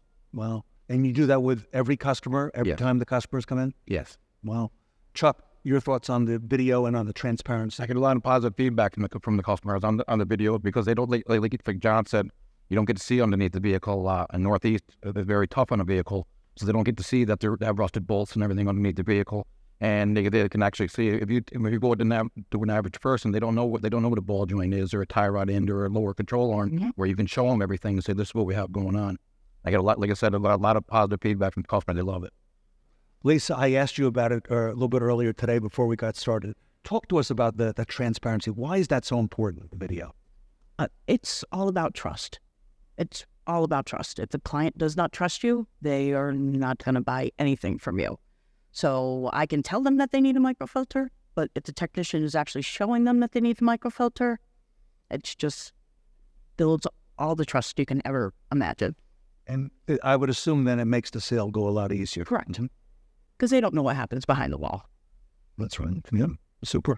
Louis, your thoughts on the video? The work sells for itself. Yeah. I mean, I've had customers come and ask just to make sure that we do a video for them, because they enjoy watching the whole process that the technician is going through. You know, it's like they love it. So it just helps us. It helps them, you know, see that we're not just trying to take their money. They can see exactly what their vehicles need. And Louis, earlier today, we had the leadership here at DePaula talking about that career path that employees have who work at DePaula Automotive Group. So you're living proof of that. You started off, did Tom say, as a greeter on the service drive? Shuttle driver, from shuttle driver to lane to loaners, then became loaner manager, and over to being a service writer. And I love it. So top of the team. He builds team, so yes, I love it. And Tom, you've got a great team, and that career path is evident as we meet your people here at DePaula. Thank you. Thank you. Love it. So everybody, the writers here, probably one of the most important positions in all of dealership here at DePaula Automotive Group. We're in Albany, New York. Stay with us. We have a lot more coming up at the Fixed Ops Roundtable. We're here at the 4th pop-up event.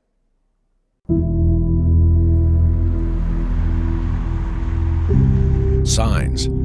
They tell you the road, places you're going, the promise that awaits. No matter where you go, when you see this sign, it means I take my car here and it runs better and lasts longer, guaranteed. It's a bold statement, but it's one that BG has proven over and over for more than 50 years. It all started when the founders of BG Products in Wichita, Kansas were looking for a breakthrough. They developed the first BG formula. Skeptics said it wouldn't work. Anyone who tried it knew that it did. Pour it in, and engine performance and life improved, just like that. But BG wasn't about to be contained to a can. What started in the engine spread to every working part of every kind of vehicle and to every part of the world. Because all BG products and services have one ingredient in common: innovation.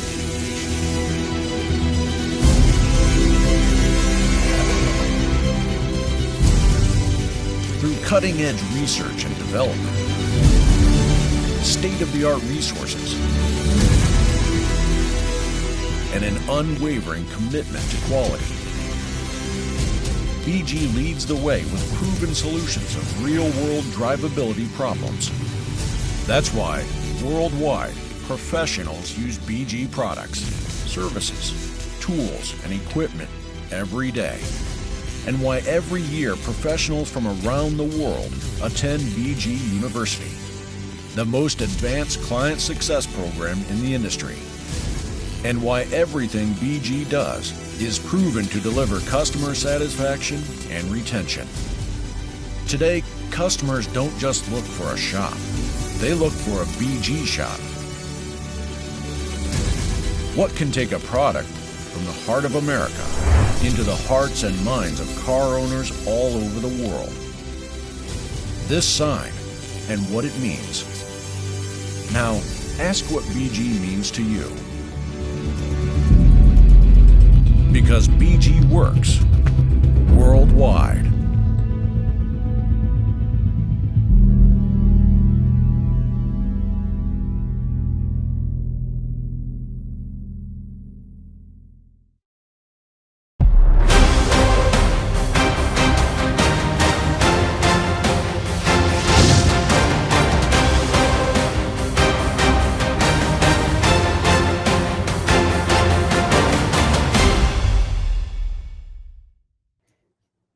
Faster than the flash, we've got the Rapid Recon panel up next.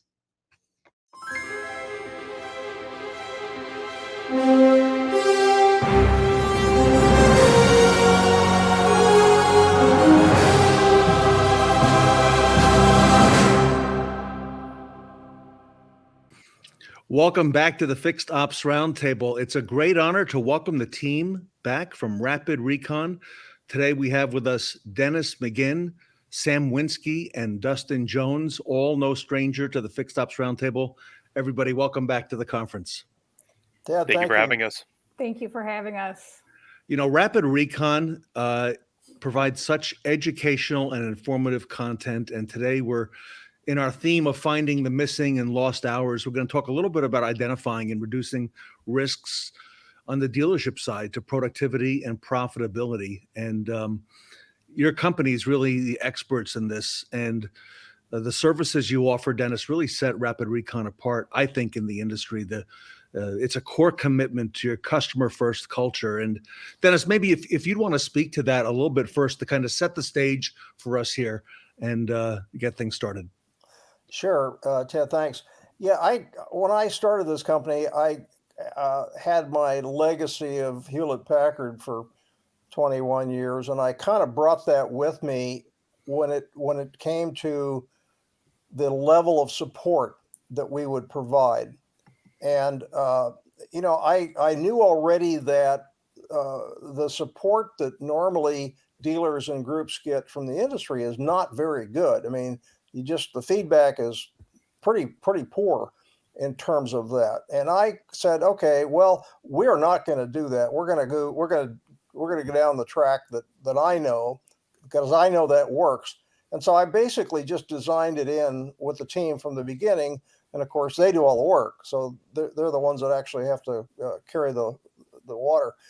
But we've been able to not only maintain that and improve it, but we've kept the pace up. And so I think it's differentiated us in the industry, and we will continue to do that. Our customers deserve this, and it never ceases to amaze me how many opportunities there are in this industry to help our folks. But the first thing is you understand that if they need something, they need it right now. I mean, if you wait a few minutes, it's going to be a different problem, or it's going to come back twice as much. So that's really been my experience with it, and we've kept that up, and I'm thrilled.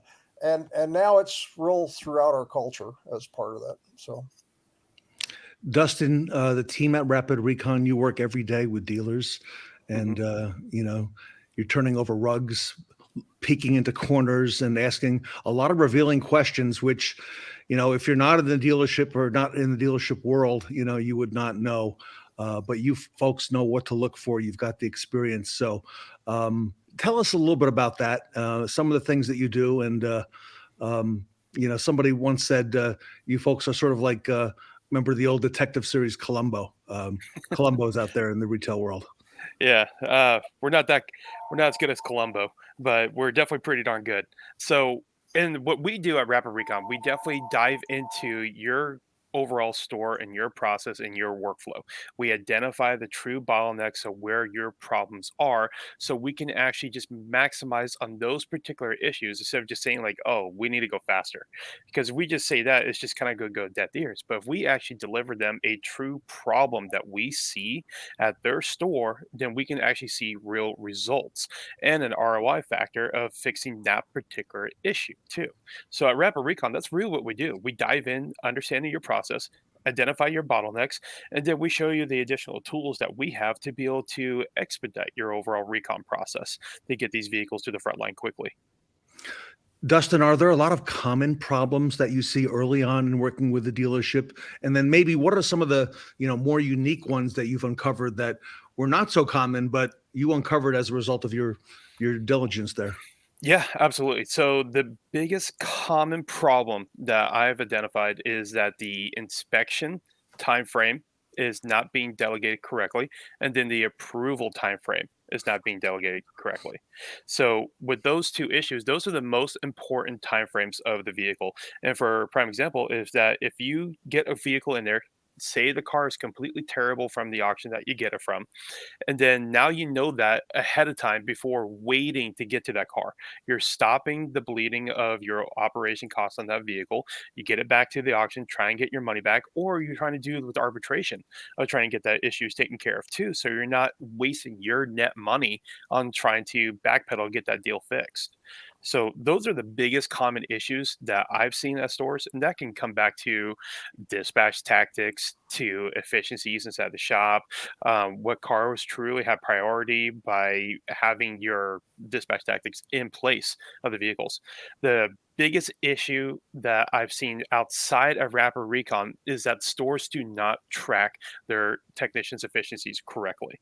That they do it as a shop lump sum instead of doing it individually to find out where those averages are. Because you might have a technician that's 70, 80% efficiency, then you got another guy that's almost 200%. So it really offsets that average, right?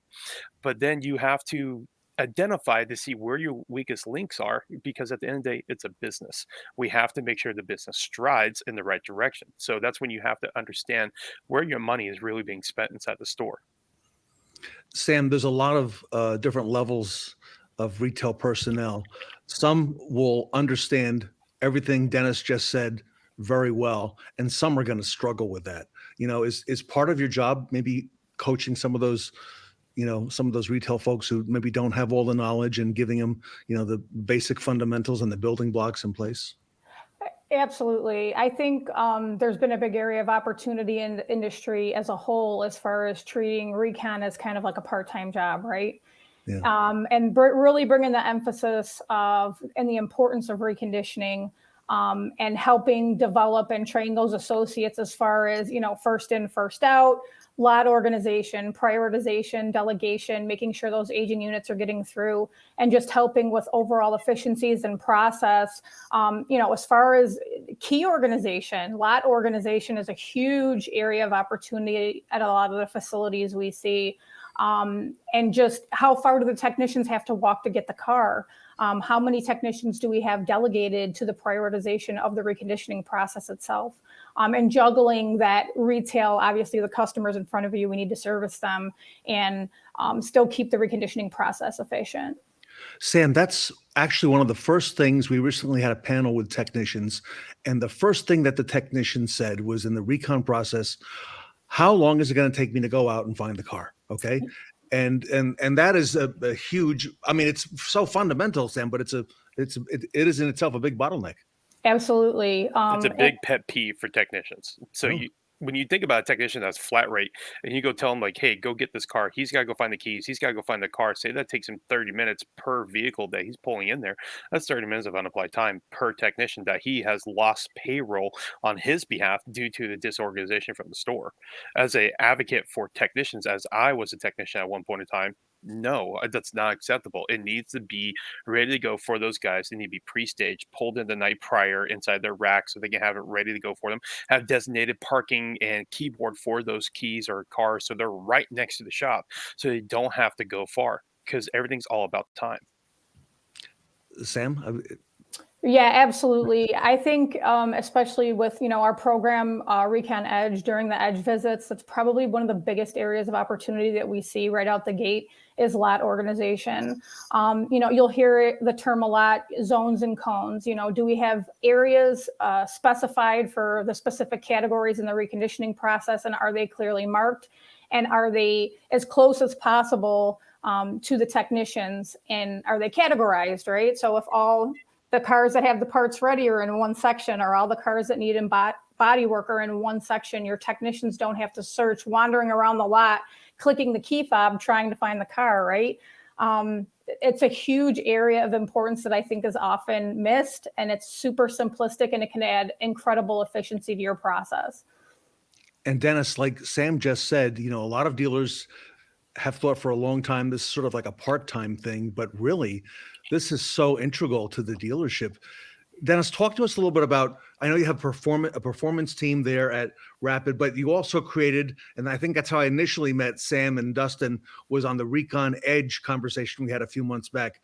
So talk to us about why that came into effect and why you folks did that. Yeah, I mean, it's because if you're in the forest, it's kind of hard to see the trees. And so reconditioning is very complicated because of the fact it's very reactive. Any day, hour, you've got things changing constantly. And not just the big picture like COVID things, but you got so many things that are going on that your recon process needs to be dialed in so everybody knows what they're supposed to do, which button to push when they're done, so everybody else knows. But the really big feature is being able to understand how to flex your business, because it's just going to drive you crazy when it comes into the amount of exceptions that go in. Different cars come in. They come in late. They come in from the auction. They're not what they're supposed to be. And then all of a sudden your used car manager says, oh, well, we got to pull this car through, or we've got a couple of holes in the front line that we need to fill. So all of a sudden the priorities keep changing, and they're going to do that. So really a fundamental part of what we do gets to the idea of predictability. And if I'm a general manager, what I want the most of anything is to be able to say my business is predictable, so that when we do have a problem, and it's going to happen, I can count on my processes and my time to line metric as that I can keep that on track when a lot of the variables are going to change, because they are. So to me, predictability means you can count on what you've got dialed in. If you don't have it dialed in, you can't count on it. So that's one of the reasons that the Drive to 5 and the Edge are so important, because it's the forest from the trees. We've got people that have lived these things. They've been there. They're not going to come in and just tell you their best 2 or 3 things. They're going to come in and look at exactly what you're doing and figure out how you can improve it, so the predictability of your business, it gets better. So Dustin, you send a team in, okay? I guess the dealer arranges for that. How long do they typically spend on the ground if they go to the store? And going back to what you said about the scheduling and the time frames, how common is it that you hear one thing from what the dealership says, and then when you get there, it's a far different story? Every time. It's that way. So the team, it's actually us. So when the Recon Edge programs, you get myself, you get Sam, you get Bradley, you get Dan, you get Scott, and yeah, I believe that's everybody. I think we met Dan Anton on the show a while back. Yeah. Absolutely. Recon Edge is actually his program, which is phenomenal that he designed it and got it set up for the stores to get boots on the ground there, to actually understand how the store really is laid out, how the real process is, how technicians really act, or how advisors are really doing their jobs are out there. So we can see the weak links that are going through their overall process.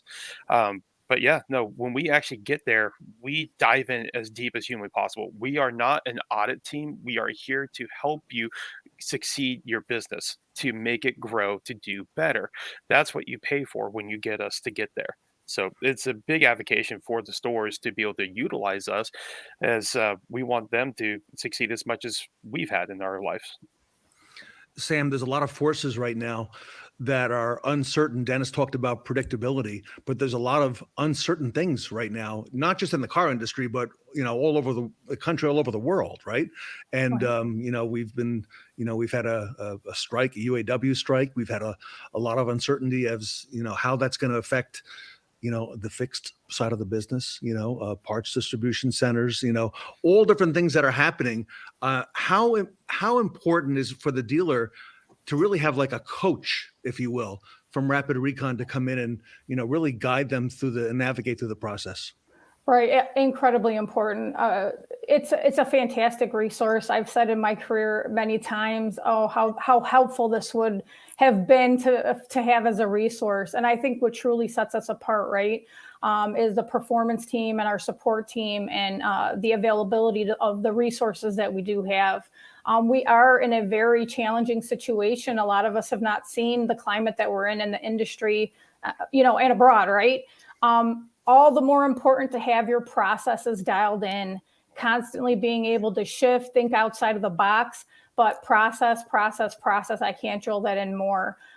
You're going to be able to shift and adapt very quickly if you have very structured processes in place, and these things aren't going to throw you for as much of a loop, right? You're going to be able to shift quickly, make those changes. But if you're disorganized, it's just like walking into a messy house, right? If you have those processes in place and you have that organization in from the get-go, you're going to be able to adapt to these challenges quickly. So Sam, let's say a dealer or a manager is listening and watching us today and says, you know what?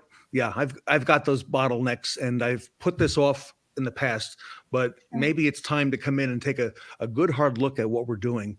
Sam, what's the process? How do you evaluate whether you can do it from afar, whether you go in with the with the team? How do you do that, and how long does it take to get Rapid Recon started?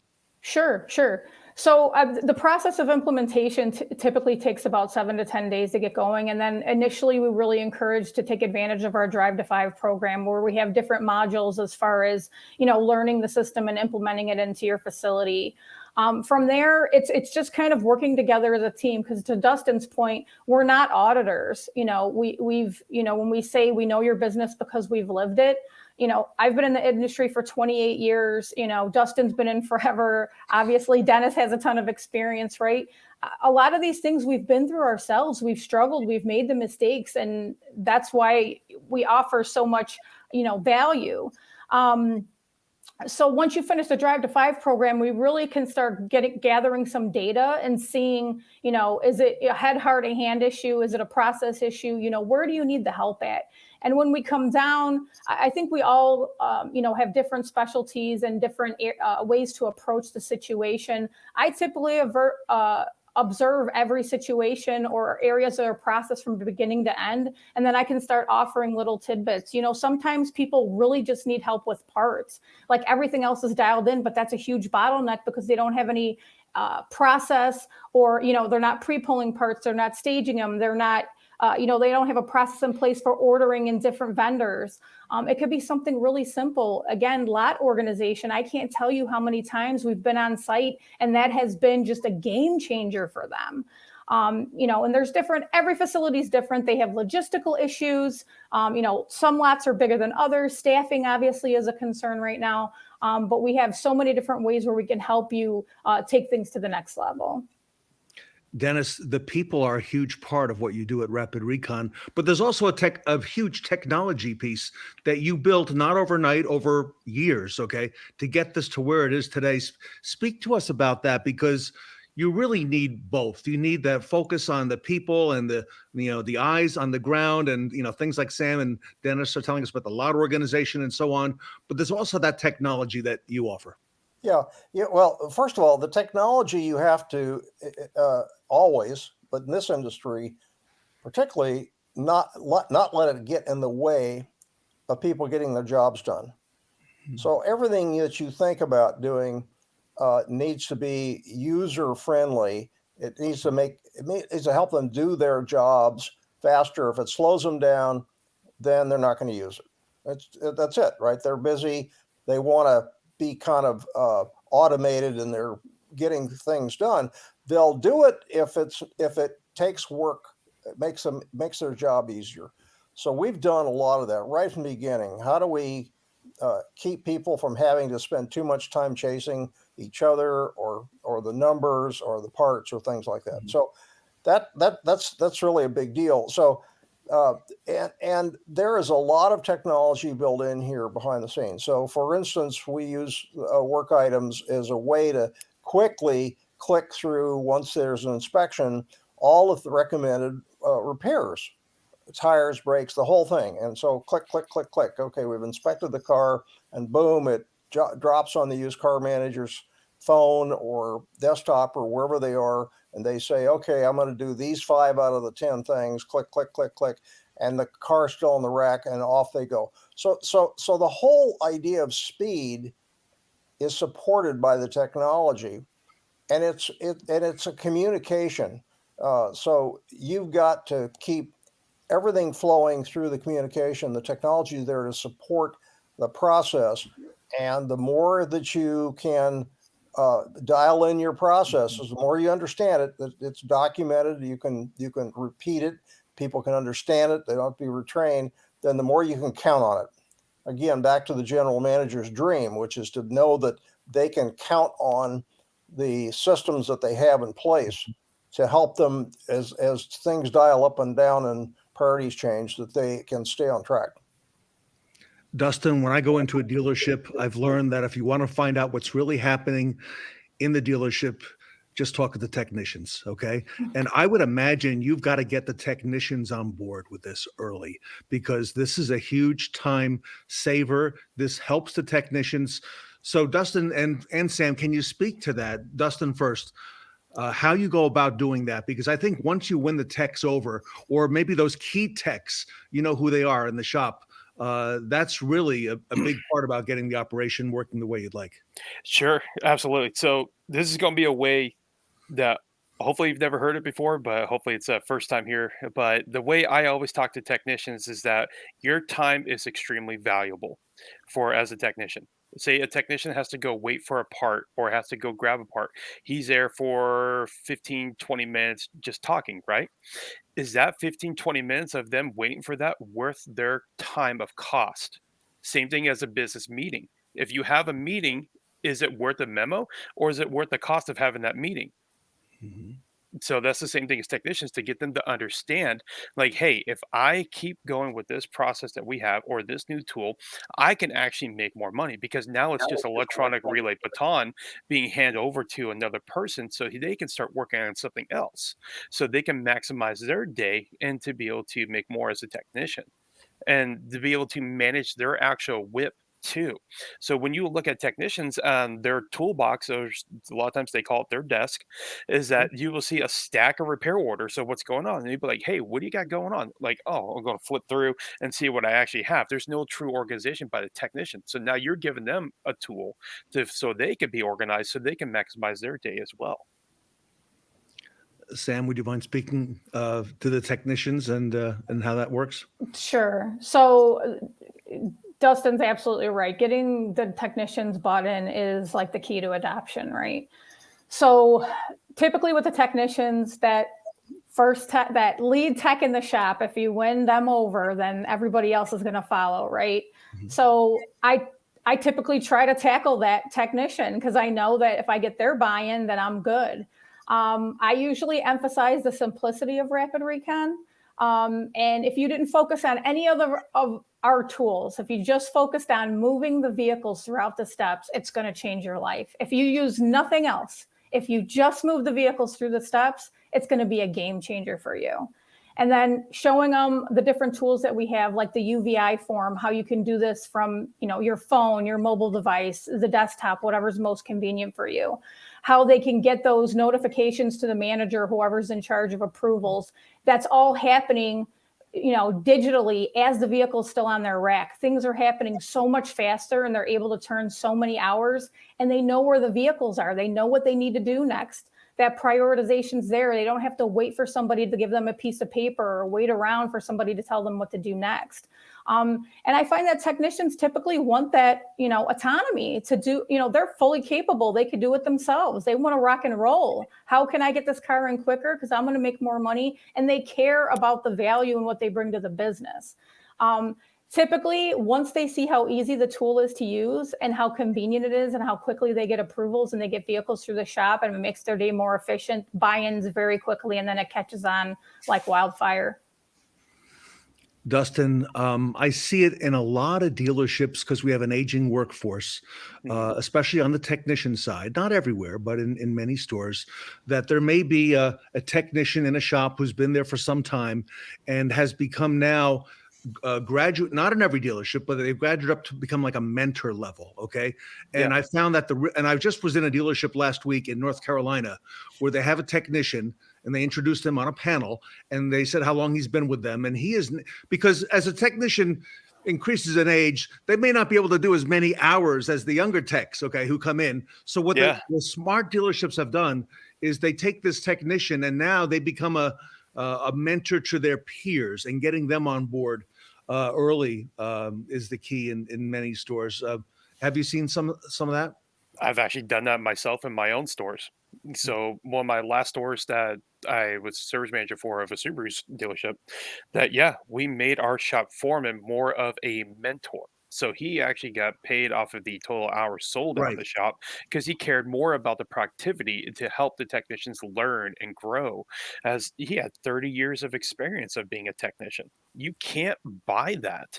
You have to earn it over time, and he can teach you so many things that you can't learn from a traditional school or from a webinar or anything else that's on there. That sometimes there's some hidden tips and tricks out in life that you just learn from age. And it's very important for these young technicians, our ambition, to learn these things, to adapt, grow from it, and then they can tweak it to be their own. As that's the beauty of life, that you can tweak things to make it your own, to be better for you. But at least you get the seed gets planted from the senior person and be able to move forward. So it's almost like an apple tree. The apple tree gets older, drops an apple, creates a new tree. And Dustin, it also sends a good message to the younger techs, that when you age, okay, we're going to be respectful of you, okay? And I think that's part of a very big, broader message, okay? So Dennis, your team sees all these things when you work with dealerships. So it may be reconditioning, but you're helping them, Dennis, in so many different ways. It always takes me back to the beginning when I got pulled into this thing about reconditioning 13 years ago, and it was all about everybody was doing the finger pointing thing, and nobody trusted anybody else because they weren't sure what the information. If somebody came around and said, "Well, how long is it taking you to do this, that, and the other thing?" and they didn't want to say because they didn't trust me. So we had to give them a button to push so they didn't have to talk to anybody. And that's the basis for this. So we've taken a lot of load off of them, so they don't have to explain themselves. That all shows for itself. And so they can go on about their business. And we did the same thing in the approvals. And now we've done the same things with more than that. And we're about to do that with appraisals, so we're going to take and do the whole 9 yards, because we've realized that getting the appraisals right is now should be the first step of reconditioning. And again, it's a little Wild West. So we're going to help to tame that part. And then we've got it from the very beginning to the getting the car sale ready. And then we now have the ability to help get the customer back into the store as well. So we're gonna look at the whole thing, and we've got the foundation for it. Okay, and not so wild, Dennis, these ideas, because we're hearing a lot about that as well. Okay, last question for today. It's a lightning round. 30 seconds. I'm going to come to Sam first, then Dustin, and Dennis to bring it home.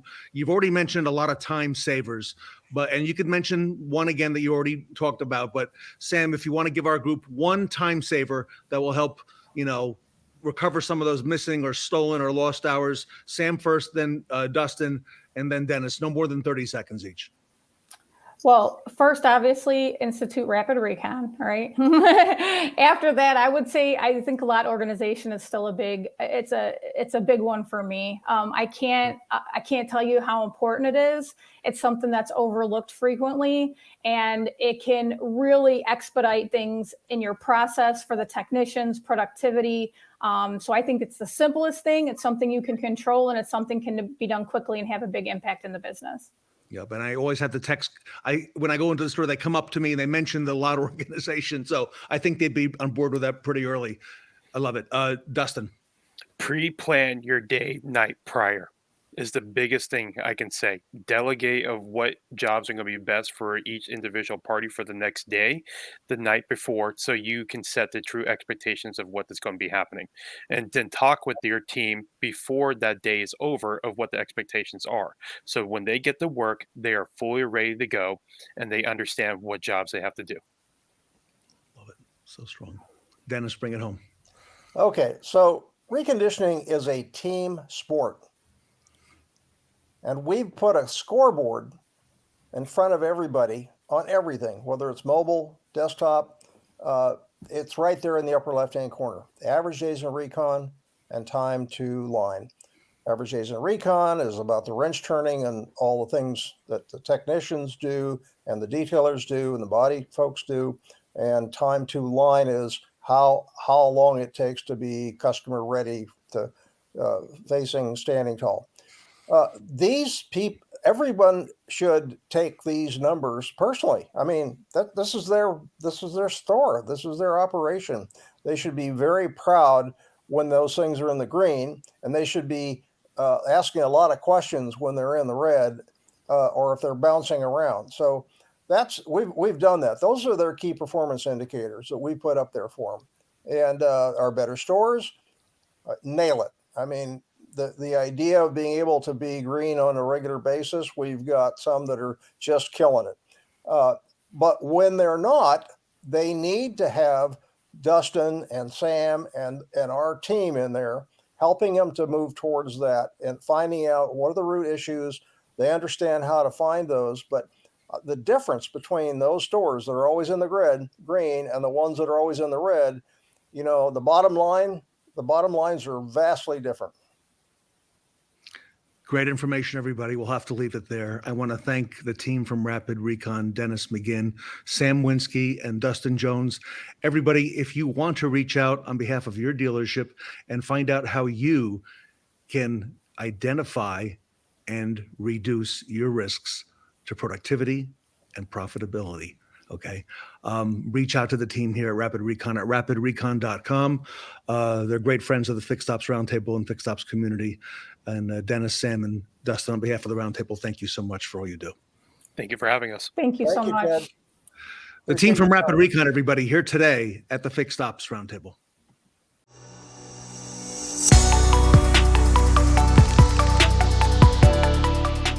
Recon in 2023. Time to line. Speed to sale. Manage by metrics. Know what you don't know. Technician efficiency. Workflow efficiency. More cars, less time. Know where your cars are. Connect to what you expect. Rapid Recon can help. Our spidey senses are tingling. It's the Fixed Ops Roundtable Automotive Avengers event. Unlock opportunity in online parts with the Revolution's Parts panel.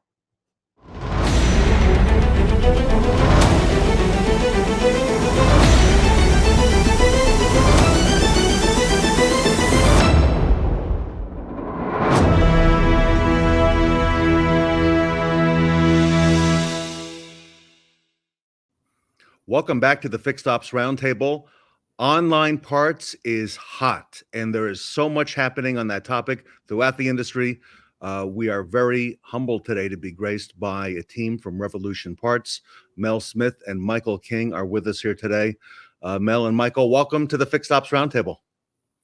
Thank you for having us. Yeah, thank you so much for hosting us, Ted. We are super excited to be here this November. There's a lot happening, right, everybody? And I tell you, parts is the talk of the town. Typically in the Fixed Ops Roundtable, a lot of times we would, spend the majority of our time talking about the service side of the business. Now parts has really, really risen to the top. So I want to talk to you a little bit about different ways that we can save time in the theme of the event and maybe reclaim hours when working with wholesale customers. So if it's okay, Michael, let me start off with you. Back at the dealership, and I know you've got, that tremendous experience in store. The parts team spends a lot of time on the phone with wholesale customers. And I've heard that selling online parts can actually help with reducing those phone calls. Is that true? And tell us a little bit more about that, if you could. Yeah, absolutely, Ted. Thank you. That's a great question. Yeah, I mean, the phone is probably the biggest time stealer of a parts room in the current environment. If you look at technology as it evolves, the phone is pretty archaic. So, the calls in to the different parts counters usually are 50% selling a part and 50% how's your weekend, how's the dog, how's your mother. So it's not a super productive way to sell things. So trying to move the technology from the phone to the online environment, both with retail customers and with wholesale customers, is just a natural progression in the evolution of the parts room. I was working with a dealership group recently, Mel, and they have their phone number on, and they're getting so many calls coming in. They actually requested, can you take the phone number off the website? And when I think, for example, of the sales department, I don't think they would ever do that. They're up in sales, but you could see how the phone could monopolize things. Although it's good in many ways, like Michael said, it helps, build that relationship and that ongoing connection, with individuals. Your thoughts, Mel, on the phone? I do agree. I think the phone is a slippery slope. It is great to build that one-on-one communication with your customers, but wherever you can offload the time you are spending on the phone, you can, of course, use that time elsewhere. So we do aim to help with time savings in every way possible, be that with claims processes, which I think we'll talk about perhaps a little bit later today, or on those searching for parts or where those parts are located as well. So if you're selling parts online, and by the way, we see more and more dealers now getting into that online and getting good at it, okay? And Revolution Parts helps in so many ways.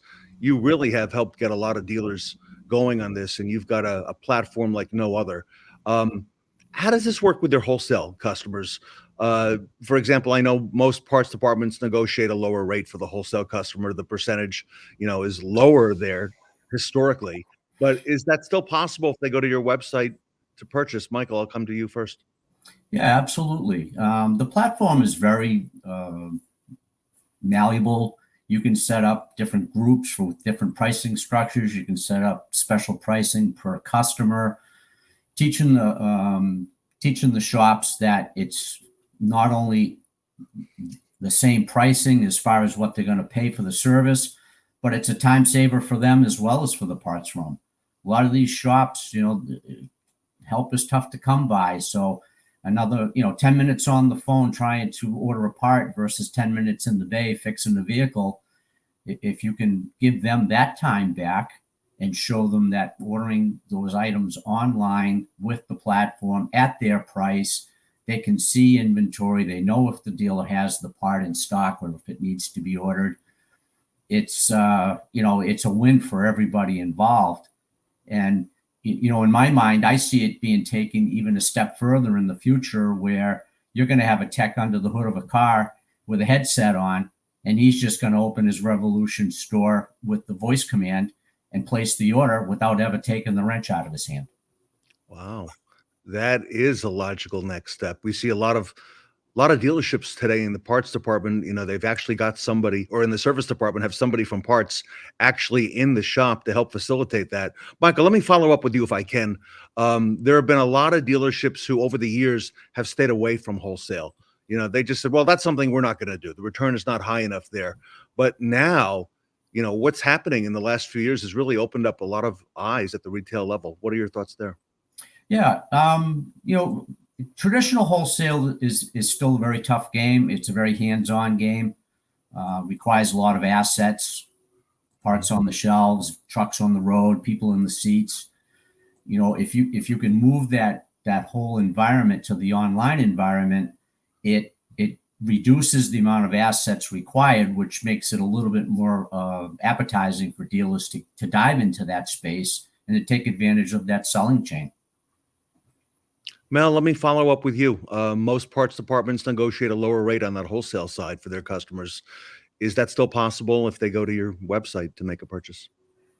Absolutely. And I think something that is great for Revolution Parts customers is that you can configure channel specific pricing and really track what is successful for you, what works best for your wholesale customers as well as for your retail customers. And we want to make that channel specific. So it's not a one size fits all in this instance. We definitely recommend tracking that. Revolution Parts makes it, of course, easy. I love Mike's idea for the future. Wrench in your hand, able to check it with the other. But as for now, just pull up your laptop. You can check everything in one convenient dashboard and configure those price rules across your selling channels. Really test what works for you, set what works best for your wholesale customers. I would imagine a dealership that's using Revolution Parts and has that dashboard available for their employees at different levels is really at an advantage when it comes to fixed operations. What do you say, Mel?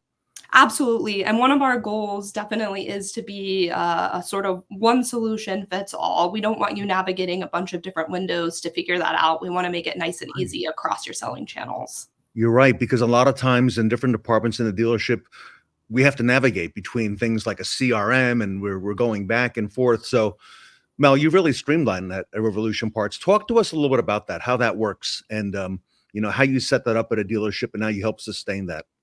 Yeah, absolutely.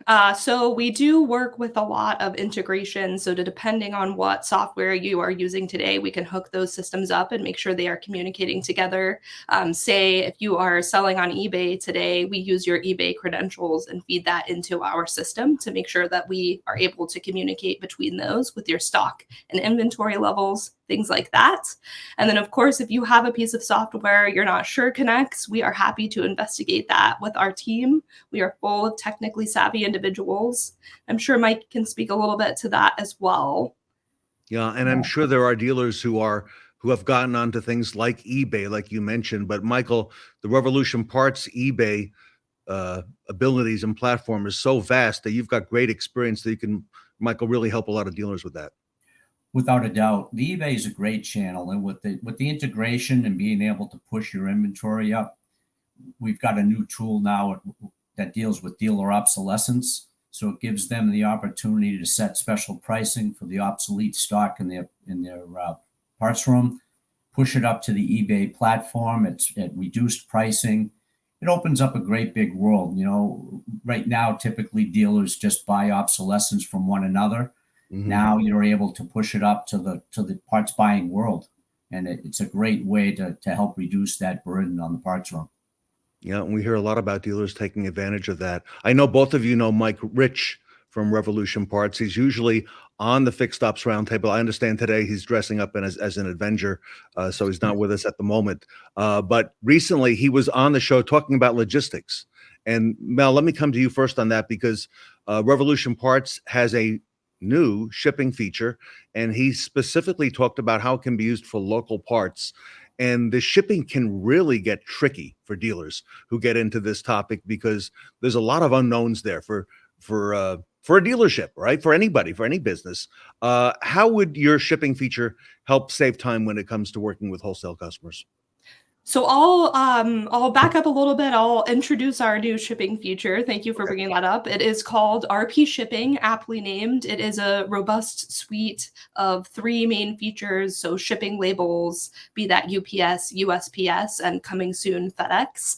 Shipping protection, which does offer exactly what it sounds like, shipping protection for your inbound and outbound packages. And then what you are referencing is same day delivery. So that allows you to source and deliver parts locally in under 1 hour.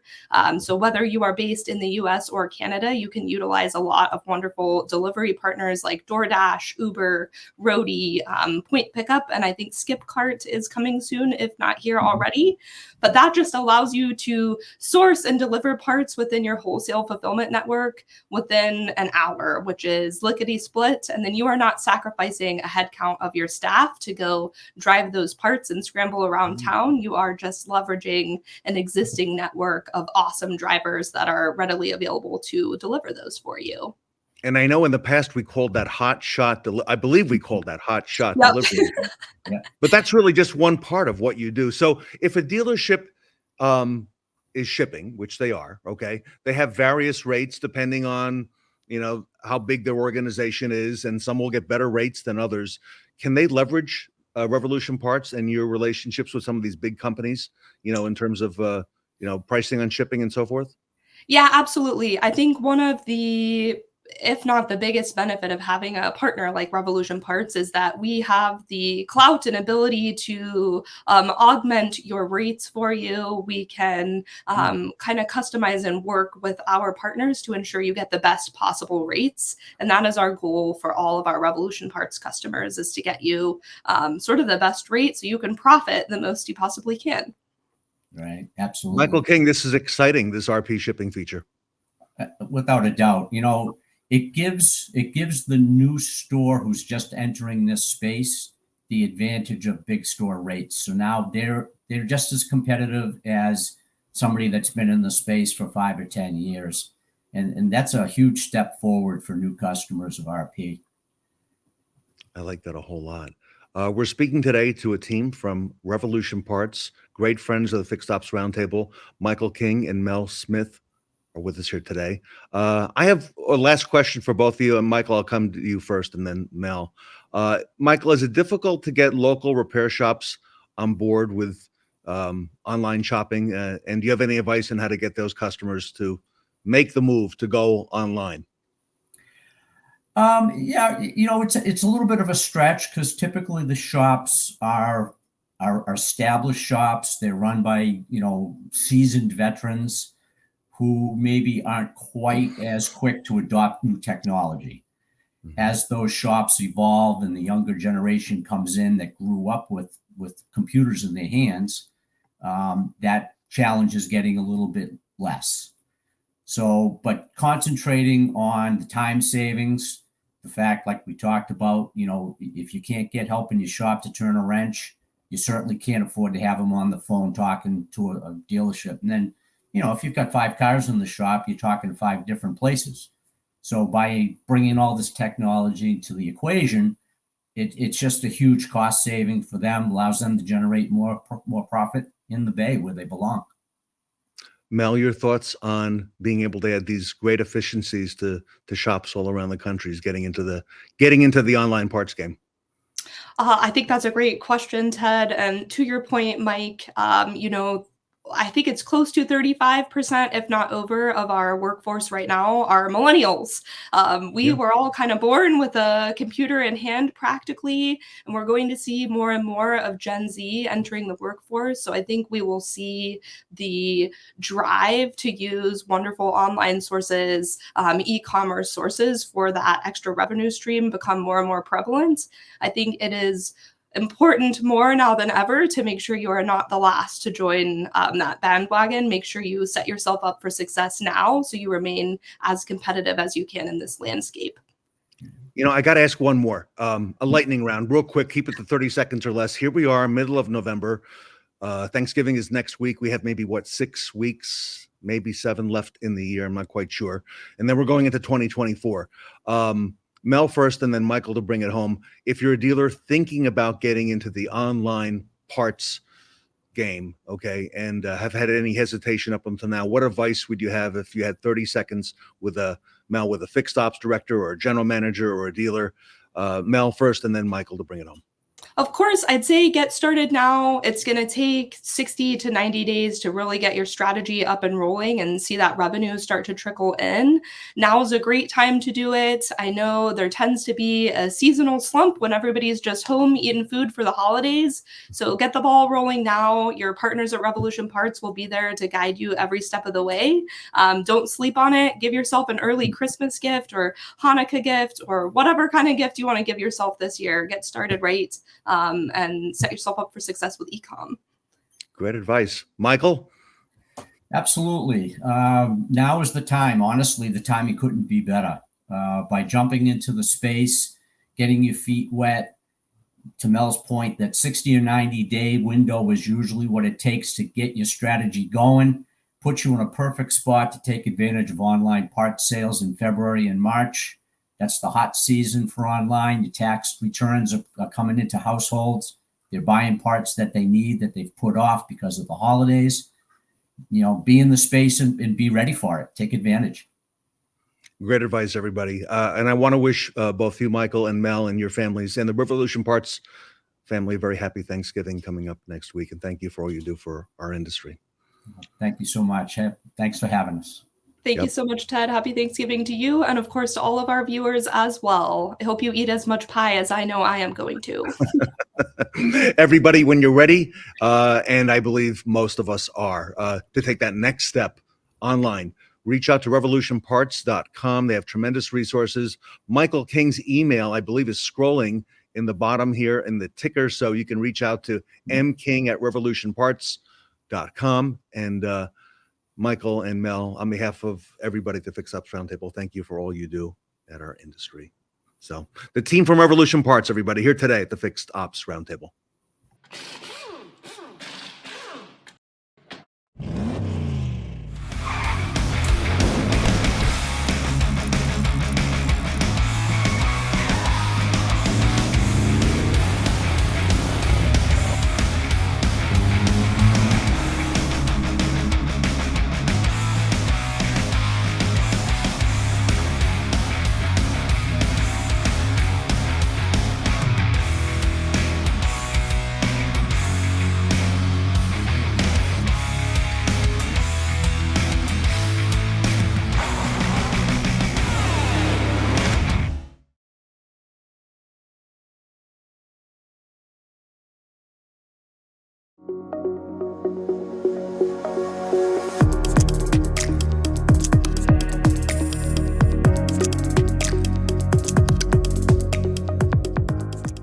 Hello everyone, and welcome to the StarGuard dealer-branded app customer retention tool.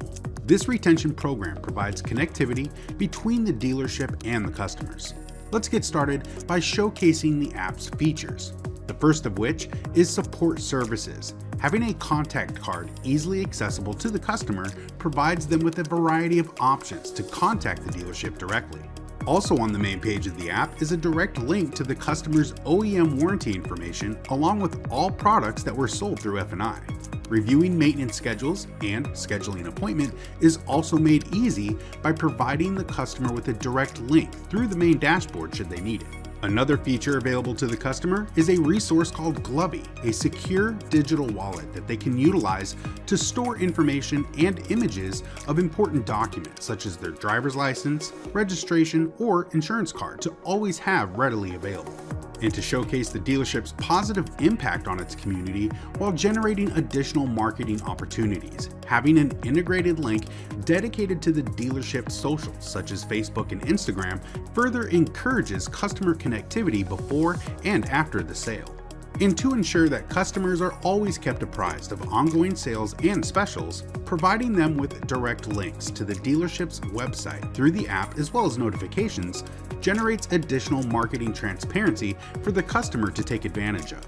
Also, since customers often have multiple sources in which they have acquired coverages and warranties, the service advisor can quickly scan their VIN, and within moments, all applicable information will automatically populate by using the VIN scan tool, a reliable resource to negate negative CSI and eliminate confusion.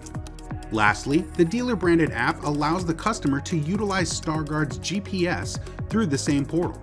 This includes features such as real-time vehicle location and travel history, geofencing, stolen vehicle recovery, and even vehicle health alerts such as battery health, speed, and mileage alerts, helpful in notifying the customer of when it's time to schedule their next service appointment.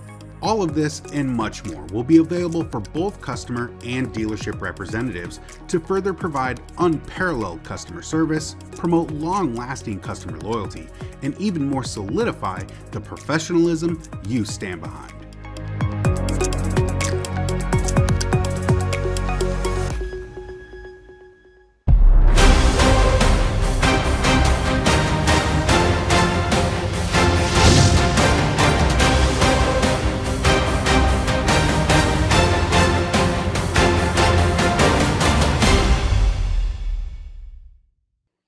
Please welcome Patrick Janes and Elgie Bright in a segment filmed at our Northwood University pop-up event.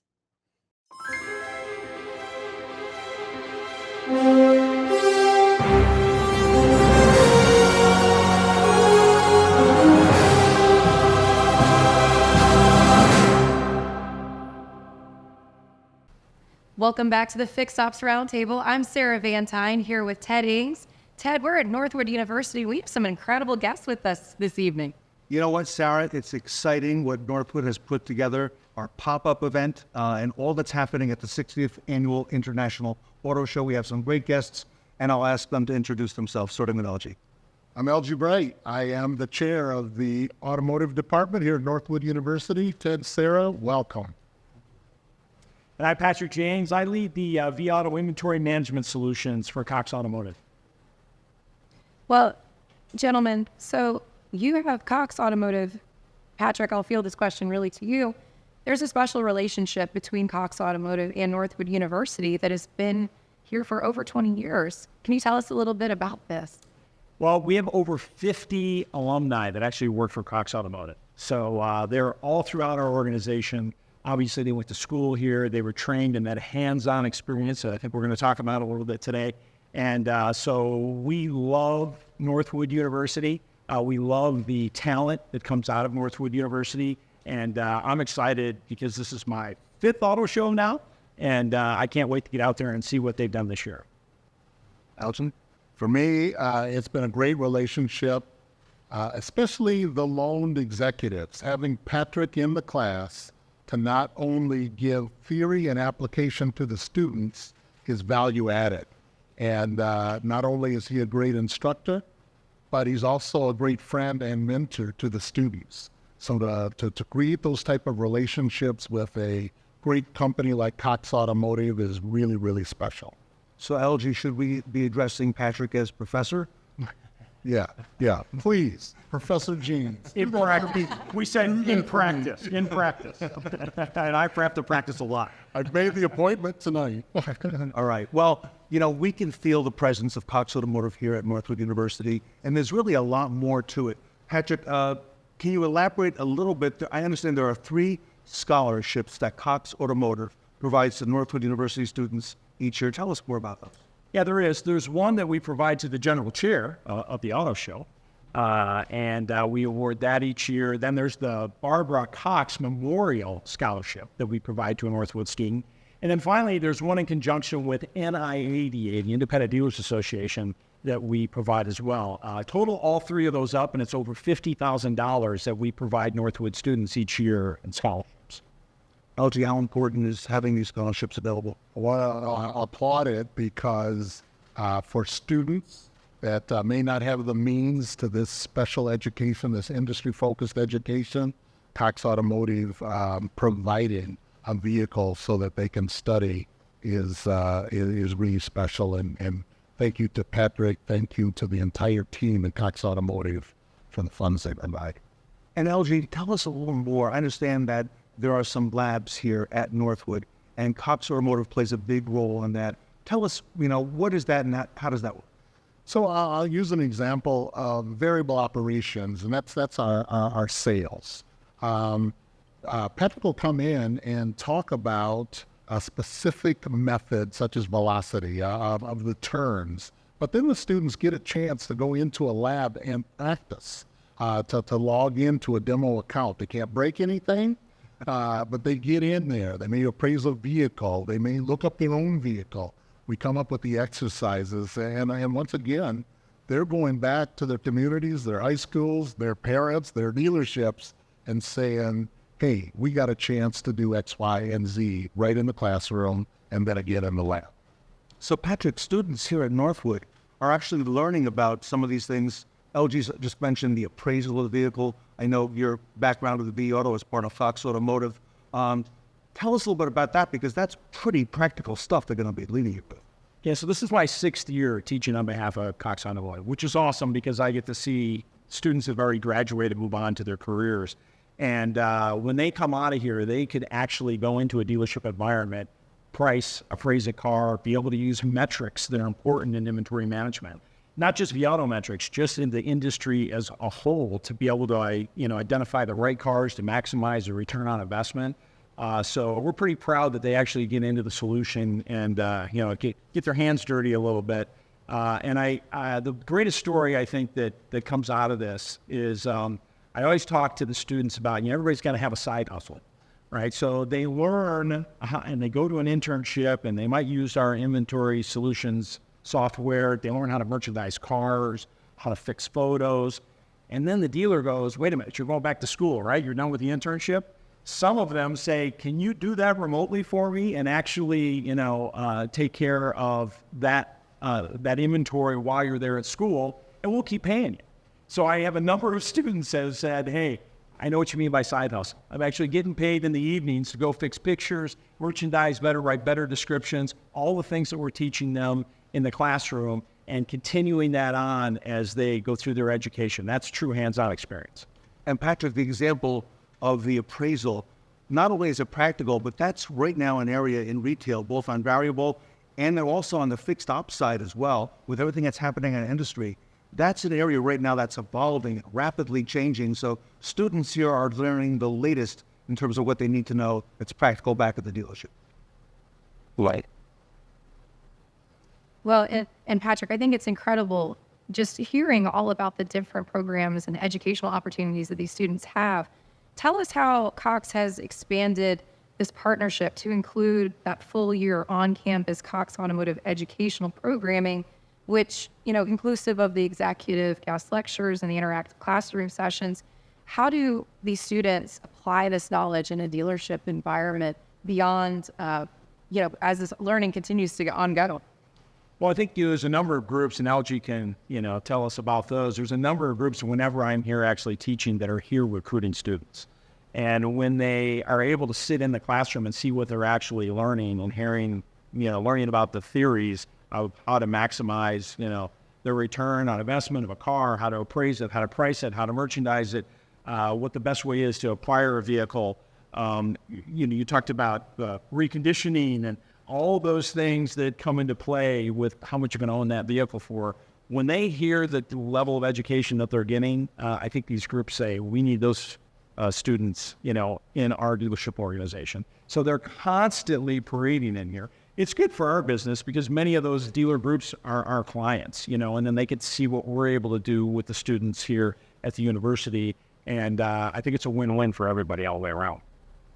This is really amazing to see how our business is evolving constantly. It is. And with Patrick talking about the groups, I'd be amiss to not say the beautiful vehicles that you see behind us have been provided by Rick Hendricks and the Hendricks Automotive Group. And they are a special partnership also with Northwood University, and many of our students will intern there knowing that they've got experience that they've learned in the classroom and in the lab provided by Cox Automotive. So relationships are important, and we rely on those relationships to educate students. 6 degrees of separation. Use it, right? Yeah. That's what I've learned from Elgie since I've been here. Students, 6 degrees of separation. And it truly comes true. They network so well after being at this institution. It's about relationships. Well, gentlemen, thank you so much on behalf of the Fixed Ops Roundtable. Thank you for all that Cox Automotive and Northwood are doing for our industry and bringing up young talent. And thank you for all the contributions, Patrick, that your organization is making as well. Everybody stay with us. We have a lot more ahead today on the Fixed Ops Roundtable. We're at Northwood University in Midland, Michigan, and we'll be right back.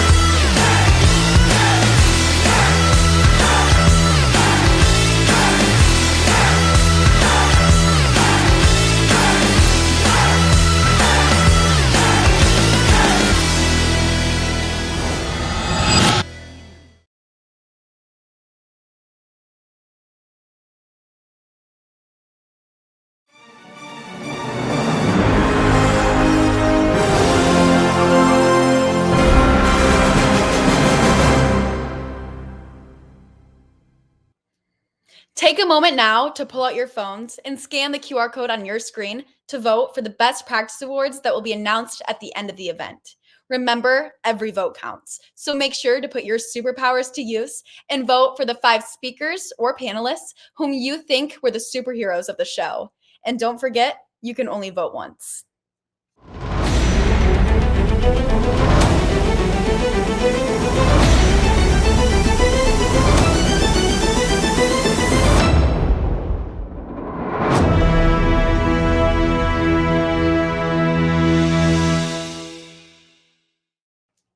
Join the superstars of Fixed Ops on the Fixed Ops magazine panel.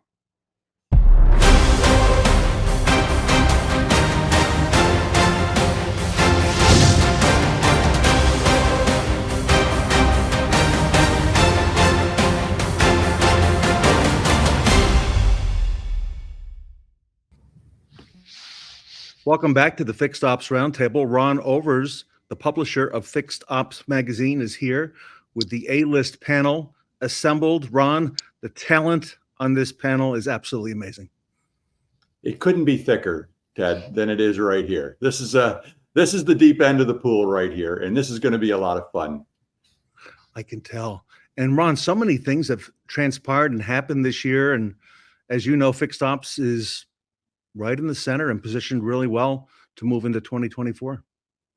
Wow, just coming off of the strike, with the UAW and all the other things that happened over this last year, I'm sure these guys have a lot to share of what they learned over the last 10 months so far, 11 months so far. So it'll be fun to see. But yeah, it's been quite a year to see. Well, I'm going to take good notes. I'm going to step out of the way. Amazing talent between Tully, Shon, Tom, Ed, Sarah, Scott, and John. And Ron, I'll turn the show over to you. Sounds good, Ted. Thanks so much. Well, guys, that is the first question, is just tell me about this year. We're just wrapping up 2023. We went into it with some expectations, and I'd like to know, what did you learn this year that was unexpected? Last time we talked, I think we said, wow, everybody's business is booming, right? Ed looks like a superstar somehow or another. His business is up 30%. Life is great, couldn't be better. But what did you learn through that whole process? What maybe surprised you and what came up? Let's start out west with Tully, and tell me what happened for you this year. Well, the year's been good. I mean, I think that, when you look at year-over-year growth a lot, is, this year was probably a tougher year. I mean, you figure out when you're growing out, you grow out to the capacity of your store, especially when you're in a large town where property isn't available. So I think what we've learned is efficiencies of the processes that we put in place. are we making sure we're doing those quality inspections and recommendations that we'd sell our family members? Are we sending those great quotes and those great videos? And what we've really added, I think it's been a lot of fun the last 2 months, is writer videos with technicians. And we've seen that really help us a lot with the customer saying, oh, wow, yes. So, it's been a good month, a good year, and we're super excited for 2024. Fantastic. How about you, Mr. Roberts? How does it go for you? 2023 has been a great year, and I'm looking forward to putting a cap on it and moving on to 2024. But we tried something new this year, and it's something new, but something we've always done. And when I say that, we all create priorities and budgets and various different things rolled into the new year. And this year, because in certain things you outrun them and you kind of put more focus there, you move things around. This year we started adjusting those things quarterly, and it keeps the focus on things. You go back, well, what caused us to outrun things so much there? What caused us to outrun things here? Why are we tracking behind here? Do we need to adjust? Is there things that we can do to catch up? And just going to them and looking at those same priorities quarterly, whether you're outrunning them, hitting them, or falling behind on them, allows you to reshift your focus and to get back on top of the things that we said, hey, these are important to start the year with. Let's make sure we carry them through. And it kept them fresh. Really good point, right? So just readjusting as you go along, not just plow ahead to the end of the year and see how it shakes, right? Exactly. So many sports analogies, right? You come up with plan A, and I play a lot of tennis, and you're down love 40. It's like, hey, maybe we should do something different here because what we're doing is not working. So it's important to do the adjustments along the way. Scott, how about yourself? Don't be afraid to change it up. It's been a very good year. 2023 has been a very good year. We're up quite a bit year over year.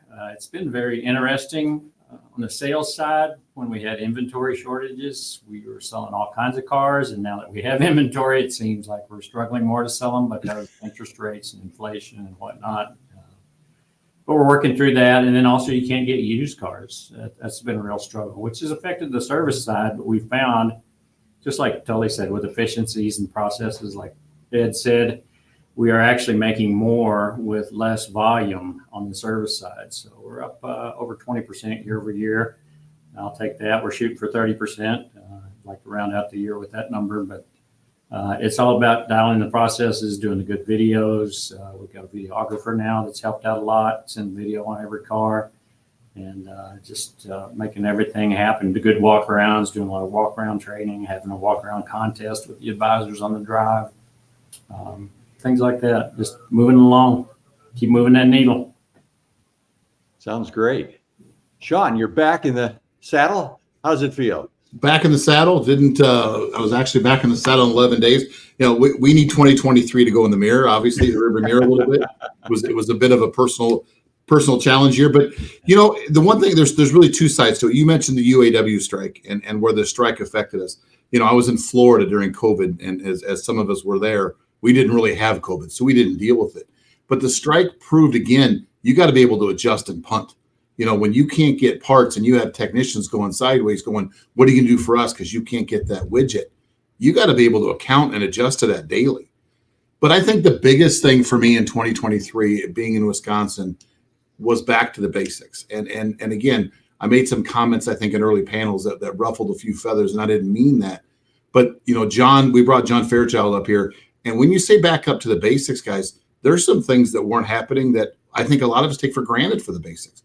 Scheduling appointments, doing walkarounds, doing follow-up phone calls. I mean, you're talking back to the basics, and I'm not going to get into the hours per hour effective labor rate that are in the rearview mirror. Those are long gone. I'm just talking about the basics that you would think 10 or 15 years ago would have been the norm, but they weren't. And that's the growth. And, Scott threw some numbers out there that are very similar to our results here. We're barely getting started, and we're already seeing those results. So for me, that's kind of where it's at. Fantastic. Makes great stuff. Back to the basics is so important in what we do. Tom, tell me what's happening in Western New York. Kind of echo the statements here. 2023 has been a fantastic year. A couple of things that we picked up. One was more of a confirmation, but one of our favorite sayings is success loves preparation. So for the past, couple of years here, we've been talking about this roll-up effect and watching what's happening with the average age of vehicles and being prepared for the incoming workload. We had quite a few stores where we changed production methods. We went from a central dispatch to, lateral support groups so that we could streamline production and get more work through the shops. So we made a lot of those changes in advance that really have been able to help us weather the storm here. And then the second thing, just as Shon was saying, the ability to move quickly with 6 GM stores, 4 Ford, and 3 Stellantis stores. We had a massive base that was impacted. So to be able to know exactly how many parts we had on back order or how many parts we had ordered waiting to come in, we knew down to the minute how many technician hours were on those repair orders.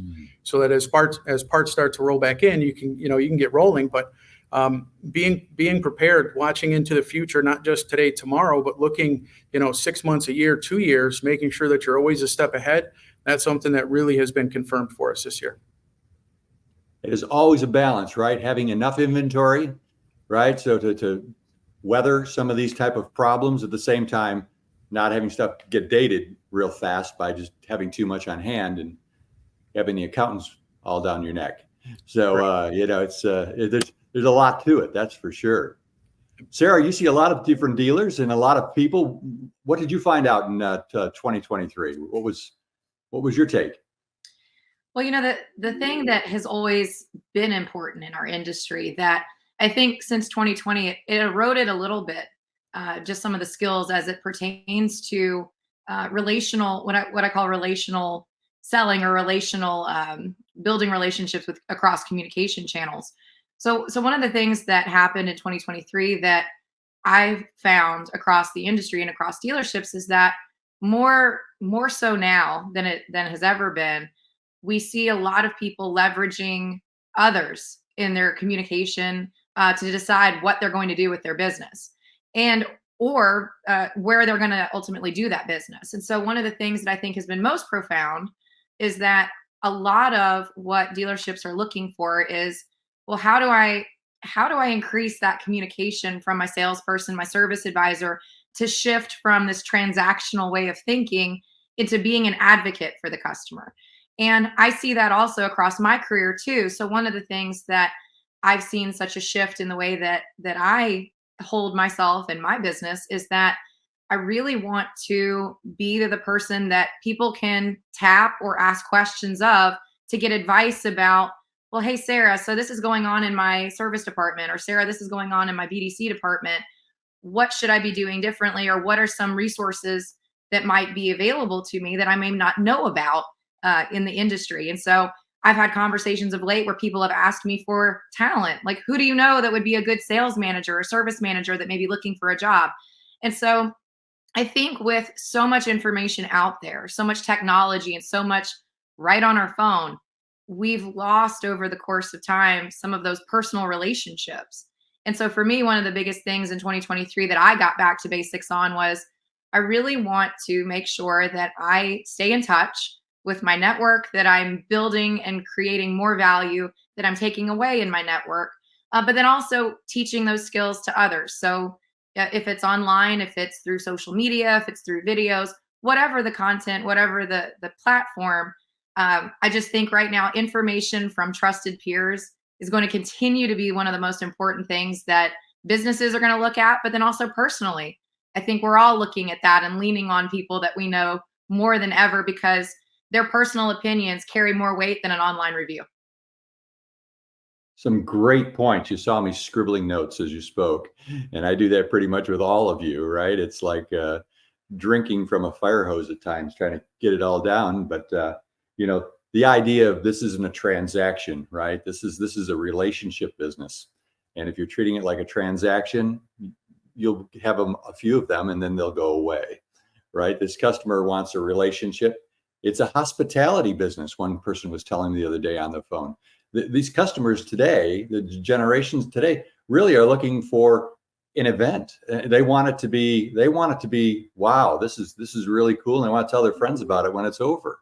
And you thought you're just changing oil, and they want this thing to really, really play out well. They don't want to ride around in your shuttle van anymore, but they do want a car, or they do want transport, an Uber or something to get them where they're going. it really is changing the way it's all happening. John, tell me what's happening in the world of Fairchild. So, very amazed to be with this fantastic panel. And, my background, I've been in the business about 43 years. I've been everything from the cleanup boy, fixed ops director, general manager. And, a few people really hit on back to basics. And, you asked what's new in 2023, but basically, I feel like things are solidifying more to more. My functionality for dealers is really threefold. Number one is consulting, which is knowing what to do. Number two is training, which is actually teaching. And number three is coaching. And what I really find is that is gelling in 2023 is I've got to be able to coach the coaches, because any type of training or anything we install is really relies on execution. And, if we don't have a cadence of accountability, if we don't have a rhythm of accountability, everything's going to rapidly evaporate. But really currently in the service drives, I'm literally in a different service drive every day of the week across the country. And, Sarah talked about being a customer advocate, and Tom talked about, the average age of a vehicle is going up and up and up. And what I think is really solidified these days is if we can really make that relationship like Sarah was talking about with a customer. And there's one thing I want to know as a service advisor, because as a service advisor, and I know this may be shocking to actually say this, is that we are not salespeople. I said it. Oh my God. And I really feel like the word upsell can become a dirty word when applied the wrong way. And what we should be more concerned about as service advisors is exactly that, is giving the best advice. But if I don't have the rapport with the customer, and if I haven't learned what their plans are for longevity, then how can I give them the best advice? And there's a great dynamic that happens as a service advisor. If I have learned that customer wants their vehicle for longevity, now as a service advisor, I don't feel like I'm selling. I'm actually advising. And we all know that something as intangible as preventive maintenance, right? You don't feel it. You don't see that anything's different. There's nothing different with your car when you leave there. It has to be really reminded several times statistically before most people will embark in preventive maintenance. But the thing that I really feel like is solidifying is longevity. I look at the average age of a vehicle in shops of invariably different demographics, different makes, different models, big cities, small cities, and it's around 100,000 miles or a little bit under in most dealership environments that I'm in. And so if we're not taking a look at longevity, if we're not really making that solidify in our customer's mind, then are we really giving them the best advice? And that's what I see in 2023 and beyond is really becoming the thing is, people want to keep their cars longer, and we have got to be able to give them the best advice to do so. So it's all about longevity, Ron. Makes a lot of sense. You made some incredibly good points. Chapter 4 in a book I was reading the other day. I don't know if you guys have seen this one, but there was this book I was reading, and it was talking about coaching versus consulting. And it really did, drive home that point that, everybody in the store is on your team. They're not, those people are not exactly, you're not the boss of those people. You're the coach of those people. And if they're failing, it's because you're a really poor coach and you need to get your coaching on track. And this book I was reading with a highlighter, it's like, I felt like I was back in college. It's like, what am I doing? Put the highlighter down. Just read the book. But it was interesting because there's a lot of really pertinent information in there that was talked about things just like that. And it is back to the basics, right? All of this stuff is about going back to what actually makes a great service department. I was talking with someone the other day and they said, what do you think is one missing element today in service? And I said, it's eye contact, it's empathy, it's the person and the service advisor sitting and listening and talking and not just saying as they stared into the monitor off to their left, but they actually were looking at you and engaging in a conversation. So what you mean by an oil change is actually doing a complete lube, oil, and filter, right? Not just change the oil in the motor, but we're going to make sure that everything on the car is right. So when you hit the highway, it's really ready to go for the next 10,000 miles. That's what you're asking for? It is? Okay, great. So we're on the same page. Let's get on to the next thing, you know? And it's engaging rather than, check the box. You know, it's all the little things. So John, your training is right on, because it really starts right there with the basics and makes it work. Yeah, and I know you're hitting on something very important in that if we build rapport with our guests, with our clients, we got to make those emotional deposits. Okay, it's just like any other relationship. If I'm not being proactive, if I'm not being systematic, and I'm not making positive emotional deposits, a couple things happen. Number one, if there's a glitch, which invariably there is, it's going to be overlooked much easier if I've already made eye contact. I've learned some commonality. I've complimented their vehicle. I've delivered on time or money. Now, if something wrong happens, it's okay, perhaps. And the other thing is that when I have a presentation to make to a customer, they're going to be much more willing to listen to me if I've got a connection with them. Absolutely. Makes perfect sense. I think that's where a lot of this starts with the relationships. And it's all the little basic stuff, you know. Ed and I had some fun conversations. You know, I brought my car in one time and, you know, service advisor says, can you hand me the key? And I'm like, I don't use a darn key. It's in a drawer at home. Why? I use my phone. You know, I don't want to hand you my phone. You know, I mean, what am I going to do for the next 30 minutes or an hour? Okay. If I don't have my phone, I'm going to be a madman in the corner, just, you know, drinking that coffee I'm not supposed to be drinking, you know? So, you know, I got to find something to do. And, you know, of course, Ed came to the rescue and said, you know, your car really does have, you know, this cool feature, you know, so that you can go to a restaurant and put in the little code and let the guy drive your car away, but not going to go too far and bring it back, you know, without the key. So, but telling people about these things, right? So they don't get to the dealership and have them say, where's your key? And, you know, they all of a sudden start to sweat, you know, and say, key? No one told me to bring a key.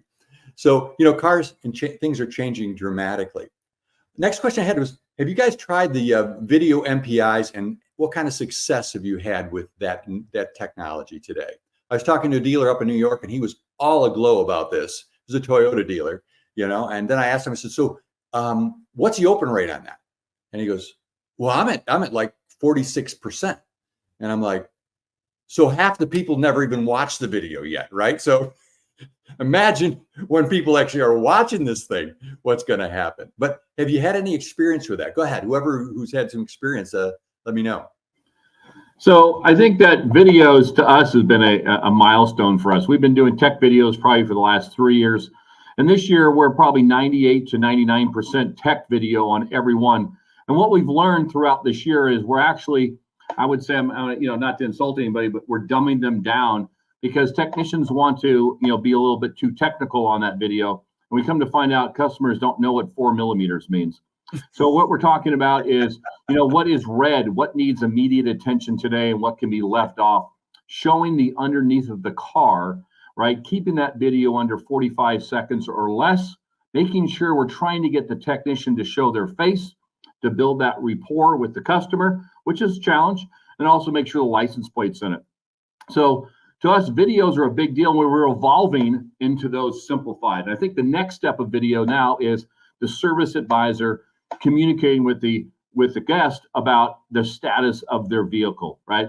A video facing the camera, and if the technician is working on it, the technician goes out and talks to the technician in front of the customer right there. A 30-second, 10 to 20-second maybe, just giving you an update on your car. Video sells everything. All the red things, pictures are just fine, but build that rapport with that great MPI video. Our open rates, like you talked about, are in the 70s and 80s. I don't know why they're not 100, right? And I tell you, the videos that our service writers send are 100% opened. That's awesome. How about anybody else? Anybody else have experience with the video MPIs and how that worked for them? John? So we're doing some video stuff as well. We're not doing it 100% of the time. But we have, anytime you send a video, it brings insurance to the customer that, yes, that is my vehicle, or that's the vehicle I'm looking at, or whatever else. and the open rate is we just don't have just a high open rate, but the viewership of the video is 2.3 times. They're watching the video 2.3 times. So they're going back and saying, okay, what's this? What's that? And so those are elements that tells us that a customer wants to know what's going on. And if they're unsure, they go back and watch it again. They're not calling you back and say, what'd you say about that? So it's a huge, huge tool for us. But then I always got to throw this piece in there. If you do it with mobile, you don't have to use video. You can just show them. Showing sells too. You are the mobile monster. That is for sure. You absolutely got that figured out. John Fairchild. Yeah, you know, I think what you guys are dancing all around is what I call show and sell, right? The video does not lie. But, you know, I was talking about being proactive and being systematic. And I think video, especially the tech inspection, is both if you do it right. And just like Tully said, dumb it down into just a multi-point process. First of all, do your multi-point inspection. Second of all, introduce yourself, your technician, the dealership, identify the car, perhaps identify the repair order, tell the customer what their prime concern is and repeat what they're in here for. And then just go through the multi-point inspection step by step. I think that a lot of people, if they start a tech inspection process and they don't have a step-by-step process, some of the results could be lackluster, because if you just start videoing, it can actually cause confusion for the customer. So what I would say is to be proactive and be systematic to get the best results. And just like Tully said, make it very simple. Shon always uses the term KISS, keep it super simple. So I ascribe to that notion as well. That's my 2 cents. Those are some valuable 2 cents. Let me tell you, those are good. So anybody else on that, or any other technology that works? Scott? Yeah, we're doing the video as well, and it's been a big boost in sales. I will say that for sure. And customers, a lot of comments on feedback that they love it. And just like Tully said, dumb it down, keep it simple. We've got a full-time videographer now. Some of the techs prefer to do them on their own, but we do have this guy, and he follows the process every time, and starts with the license plate on the car so they can see it's their car, and walks around, talks about, you need to address this right now. This can wait till next time. Keep an eye on this. May not even be an issue. Things like that. And the customers just absolutely love it. And anytime you show them what they need and they can see it visually, they're going to buy it. There's just no doubt that they're going to buy it. Our open rate is probably in the 80s, and watch to the end is like 67%. So most of the people are open them. Every express job gets one without fail, 100%. And then any kind of leaks, undercarriage, stuff like that, where the customer can't see it on their own, we always video all that and send it to them. So tires, brakes, etc. So it's been really good. It's great. The customers just eat it up. And Sarah and John, I think what's important today is you think about the training that's needed, right? Today to really be able to get everybody right down to the service technician, to be able to communicate to the customer in a way that they feel assured that what you're saying is, truthful, honest, and really needed. Somebody tells me that my brakes are at 7 millimeters, to Tully's point. Is that good or bad? Do they start off at 40 or do they start off at 7.5? I don't know. I don't even know what a millimeter is. I went to school in America. How many inches is that? It's hard for people to to figure that stuff out. But the need for training is going to be just immense, so that you can get that communicated clearly to the customer. Sarah, are you doing any kind of training? Your organization, Quantum? Yes. So I'm glad you asked this question, because one of the neat things that we get to experience is we get to help service advisors across multiple different technology platforms that offer the video multi-point inspection pieces. And so we get that unique position of, okay, so understanding what technology each store is using, how they're using it as part of their customer communication process. But the biggest thing about video MPIs that we see sometimes from the training perspective is that videos can be kind of an uncomfortable thing to facilitate for people the first time that they start doing it.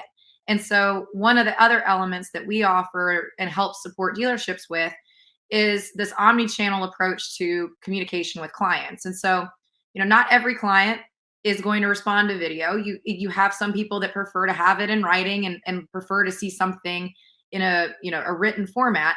Other people, video is a great supplemental tool to be able to communicate those pieces effectively, to be able to visually show what's going on with their vehicle and build a little more trust in the process of what the technician is looking at and what the service advisor is discussing. But all of those tools are tools in a toolbox. And so if you don't know how to use it properly, it really can be a disservice for the customer and for the dealership. And so we start from the foundational perspective of, well, what makes a great video? Well, what makes something compelling for a customer to watch? What are the pieces that are important for you to keep in mind as you're communicating this information in a video? And the reality is, this is kind of new territory for a lot of people in a dealership. And so starting there to help build the comfort of, here's what you need to keep in mind as you hold your cell phone, don't shoot up your nose. Like when you're shooting this video, keep in mind how stable you are as you're going around the vehicle, because you don't want someone to get motion sickness as you're trying to show something on their car. But those are pieces that, from a foundational perspective, that also builds credibility in how that you're communicating the information. So we start with teaching a lot of those skills and then help people refine those areas over time. And so I just want to say, effective dealerships, we're seeing a lot of dealerships that are really doing an incredible job with video MPIs. And so I think it's just going to continue to be something that's here to stay. Sounds great. It really does. I see you have your helper with you today. So yes, another helper in the background. there you go. Absolutely. Well, guys, listen, I think we got a lot of really good points brought across here, and it really does make a lot of sense to just go back to the basics, right? I mean, that's what 2023 taught us, that, with all the newfangled things, including, digital, MPIs and all the rest, all of those require the basic functions of what we do to be done extremely well if we want to continue to grow our businesses. What do you think, Ted? I took a lot of notes, Ron, as I saw you doing as well throughout the whole segment. Absolutely. So what a great crew. And, to take us back to the basics, John Fairchild's always been preaching that since day one. But John, it's so needed, isn't it? It's amazing in our industry. Yeah. No, it is amazing, because no widget, no gadget, no software, no kiosk, no tablet, no word track, no best process works unless we work it. So true. So very true. Ron, my thanks to everybody on the panel for everything they've done for fixed ops, yourself included, okay, these last 12 months. And, we started something new with these pop-up events earlier this year, and you've seen Sarah has been very instrumental in them, as is Ed and Tully and John and Shon Kingrey, and we can't wait to bring it out to everybody. So on behalf of the Fixed Ops Roundtable, thank you, everybody, for all you do. So thank you. Thank you guys too, as well. Fixed Ops Magazine is it's been great to be able to learn from each and every one of you, and just learn your personalities and learn what's made your business so successful. And, it's just an honor once every other month, right? We publish a magazine and we say, here we go, come on and learn something. And I learn something every time, we get an article, and it's fun. It really is. It's fun to see how brilliant people are and how well thought through they have of their ideas. So fixedopsmag.com, go there, get your free subscription. Okay. And learn every day. There's something new to learn. All right. So if you're somebody who does not get the magazine currently in our industry, hard to believe, Ron, but there probably are a few, fixedopsmag.com is the place to go. And are you accepting content if somebody's got a great article or a great idea? We really are. We are always looking. I was out there. I had someone on a Jamaican island writing an article for me in the last issue. Okay. We're out there looking everywhere for new, fresh ideas. And some of the fresh ideas are really back to the basic ideas as well, of what actually is working well in their businesses. So yes, please write to me, Ron at fixedopsmag.com. Look at that picture. Who is that girl? I've got them all here, Ron. I'm telling you, if you don't have your full collector set, let me know. I could probably fill you in. So, but it's really fun to see, and we've got some great people. Even more coming on. The next couple issues are going to be amazing. So stay tuned. It's going to be a lot of fun. And is it true that once you're on the cover, you get that title of sir? That you really are, right? You are a legend. You'll always be someone who's made it to the top of the pile. So it's pretty exciting. So good stuff. Everybody, on behalf of the Fixed Ops Roundtable, I want to wish all of you and your families a very happy Thanksgiving, and thank you for all you do. John Fairchild, Sarah Vantine, Scott, Gregg, Ed Roberts, Tom Druzynski, Shon Kingrey, Tully Williams, and Ron Overs, publisher of Fixed Ops Magazine. Everybody, the Fixed Ops Magazine panel here today at the Fixed Ops Roundtable. Do you have a great product you want to get in front of auto dealers across the country, and specifically their fixed ops departments? You know, their service, parts, and body shop. For over 15 years, Fixed Ops Magazine has been putting service-related products like yours in front of franchise auto dealers across the country. There simply is no better way to reach every dealer in the USA all at once. Hi, I'm Ron, the publisher of Fixed Ops Magazine, which is both a digital at fixedopsmag.com and print magazine that reaches out to over 38,000 subscribers who influence what products are purchased in the over 16,000 dealers across the country. Fixed Ops Magazine may even publish your article about a topic you are an expert and have a real passion for in this industry. Every article has the author's contact info so they can reach you. Write an article, run an ad, and an e-blast. We call that our bundle for success. You won't believe how great a deal it is. So to get started, call, text, or email me and I'll tell you more. We are 100% devoted to the franchise stores, so we don't waste your time or money. We are laser focused on your prospects. Fixed Ops Magazine, the #1 way to get your product in front of auto dealers today. www.fixedopsmag.com. Ron at fixedopsmag.com, 714-803-5476. Fixed Ops Magazine, the #1 way to get your product in front of auto dealers today.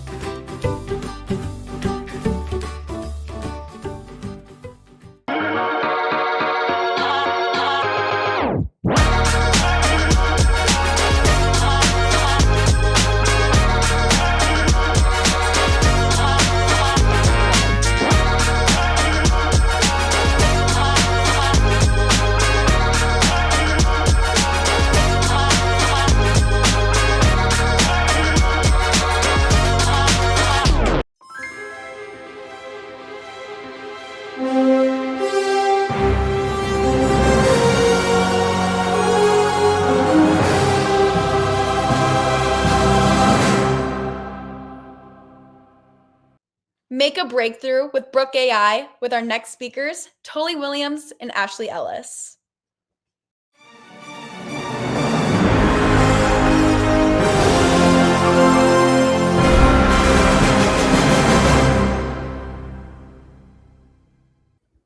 Welcome back to the Fixed Ops Roundtable. The phones have never been more important than they are today. We want to welcome back Tully Williams from the Nilo Company in Sacramento, California, and our good friend Ashley Norton from Brooke AI, Proactive Dealer Solutions. Tully and Ashley, welcome to the Fixed Ops Roundtable.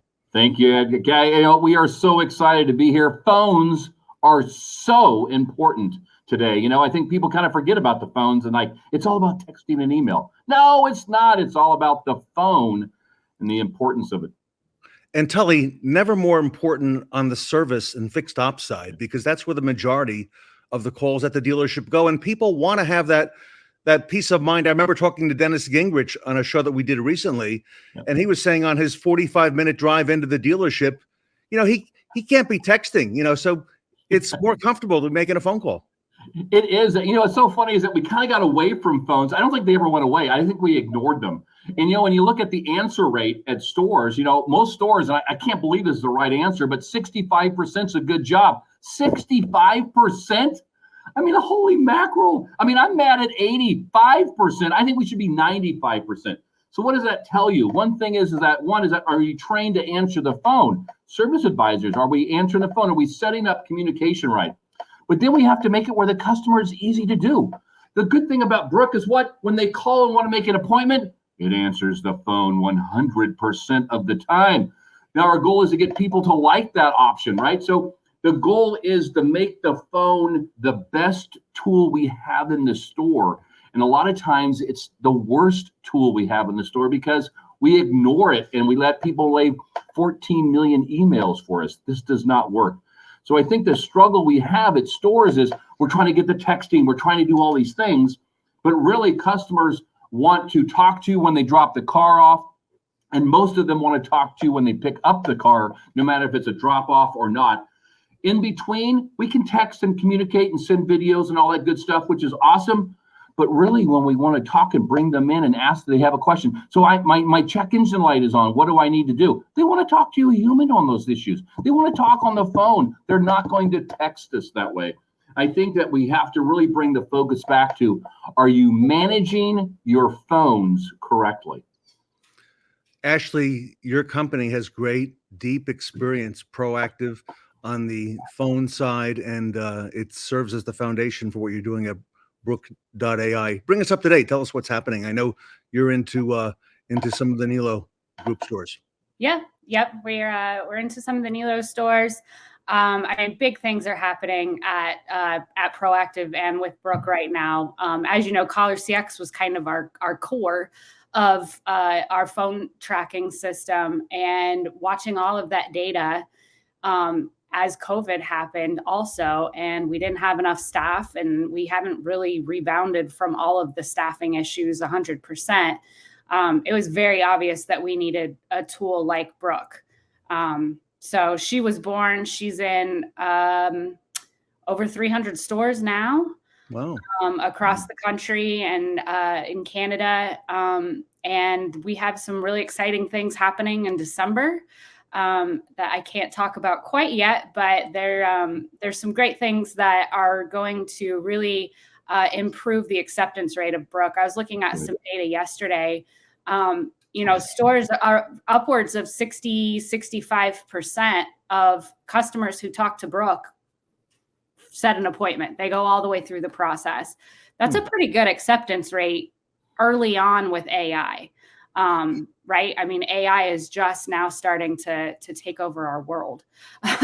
You see something new every day, but that's a pretty good acceptance rate, and I can only expect it to grow from there. Ashley, there is nobody in your space who's into 300 plus stores. I can't mention any names, but I saw a press release recently, and I know they were talking about your company as leading the way in AI and automotive and all the things that you're doing in service. So you're definitely getting a lot of attention, and I know you got a lot of new things on the horizon that I know that we can't talk about today, but that are coming that will improve, what you're already doing now. Yeah, we're not slowing down. I mean, conversational AI is going to continue to evolve, and it's evolving quickly. And Brooke was born right on the cusp of conversational AI. So we're not going to slow down. We're going to stay up to date with the technology that's available to us to make Brooke the best she can be for our dealers and for our dealers' customers. Tully, was it difficult to get started with Brooke? I know you don't have it in every single store yet. So it's not difficult to set up. They make it easy.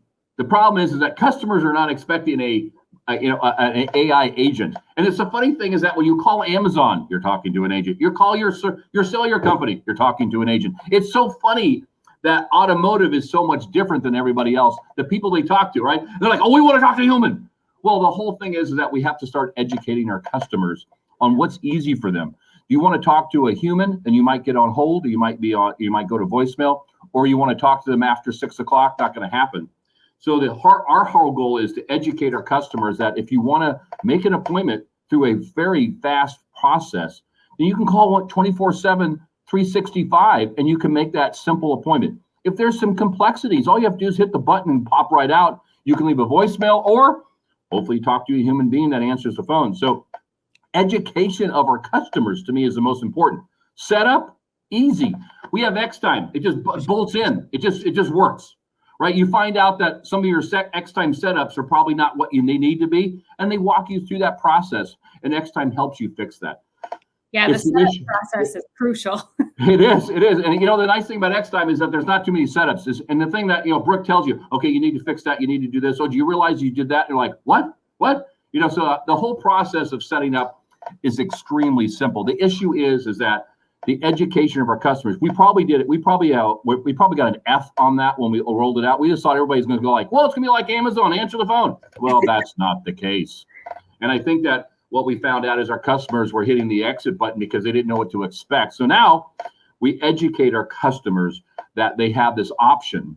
And some do like it. A lot of people like it, and some people don't. And that's okay. We just want to make it an option for all of our customers. And two things, think about this. If you have an overload during the day, Brooke takes over.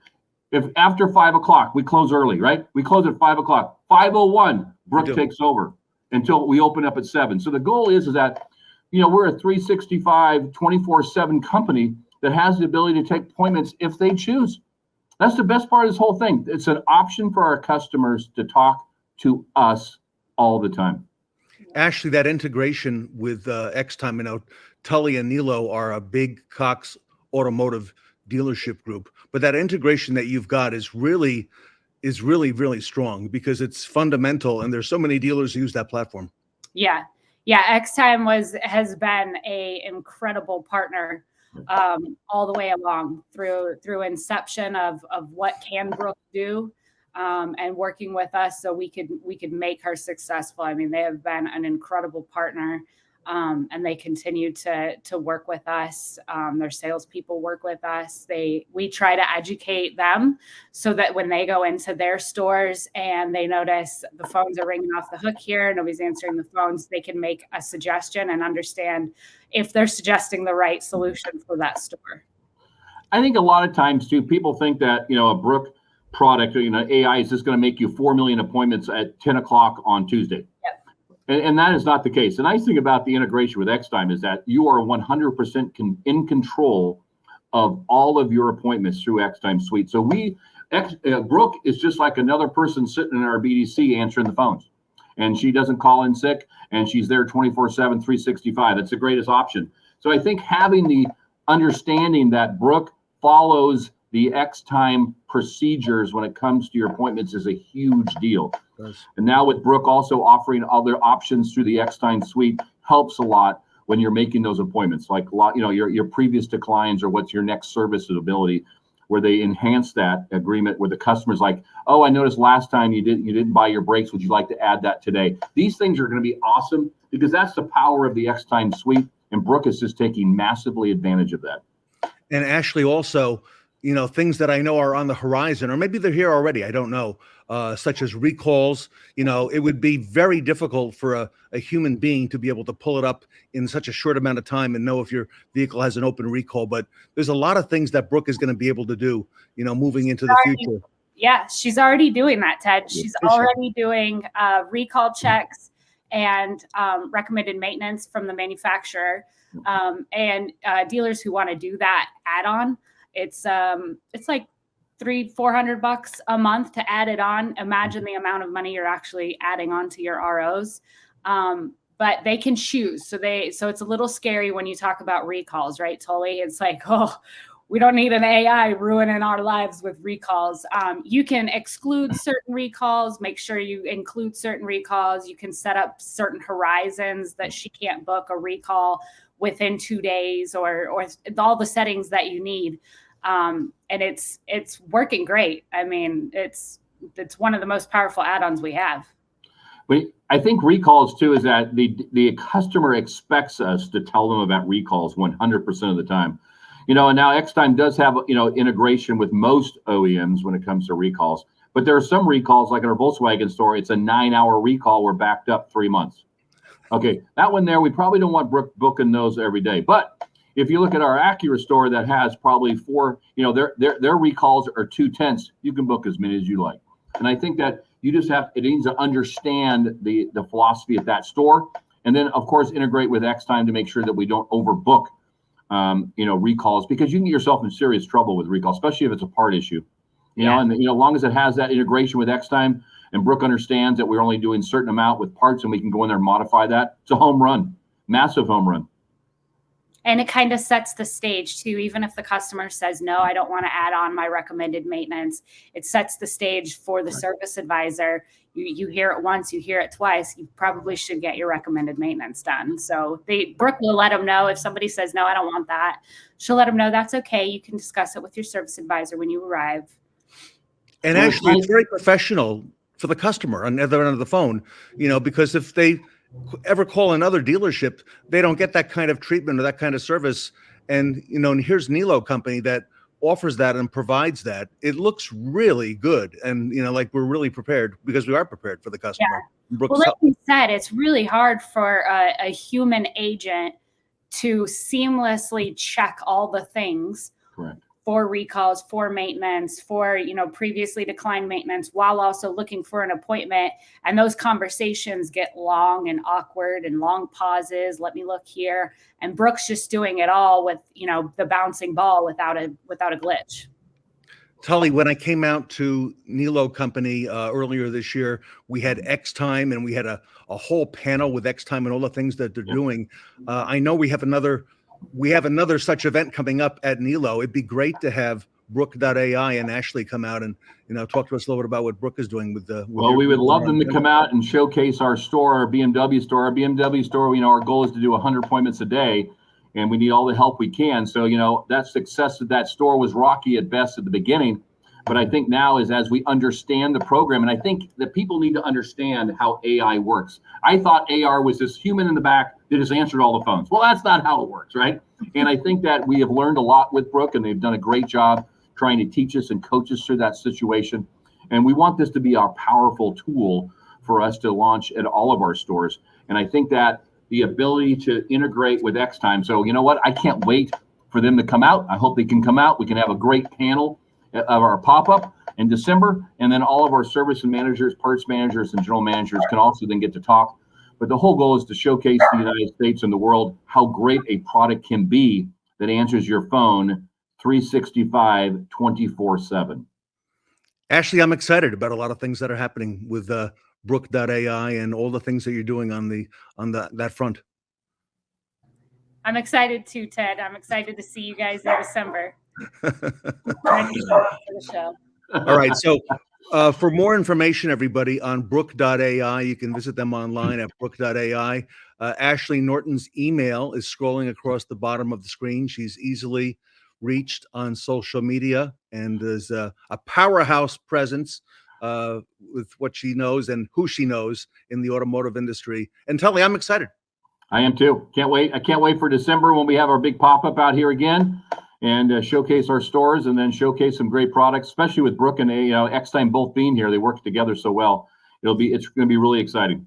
Yeah, that's a dynamic duo. So yes, it is. Ashley Ellis on behalf of Brooke AI and Tully Williams at the Nilo Company, thank you so much for your time today. Thank you, Ted. Thanks, Tully. Thank you. Bye. Ashley Norton and Tully Williams here today with us at the Fixed Ops Roundtable.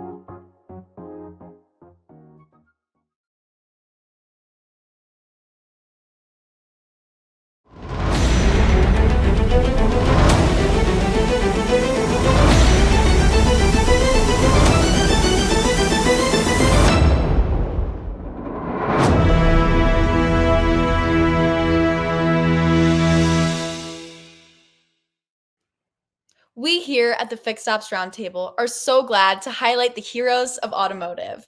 We all know that with great power comes great responsibility. So don't forget to vote for our best practice awards that will be announced at the end of the event. We'll be back in a flash tomorrow for day 3 of the Automotive Avengers event.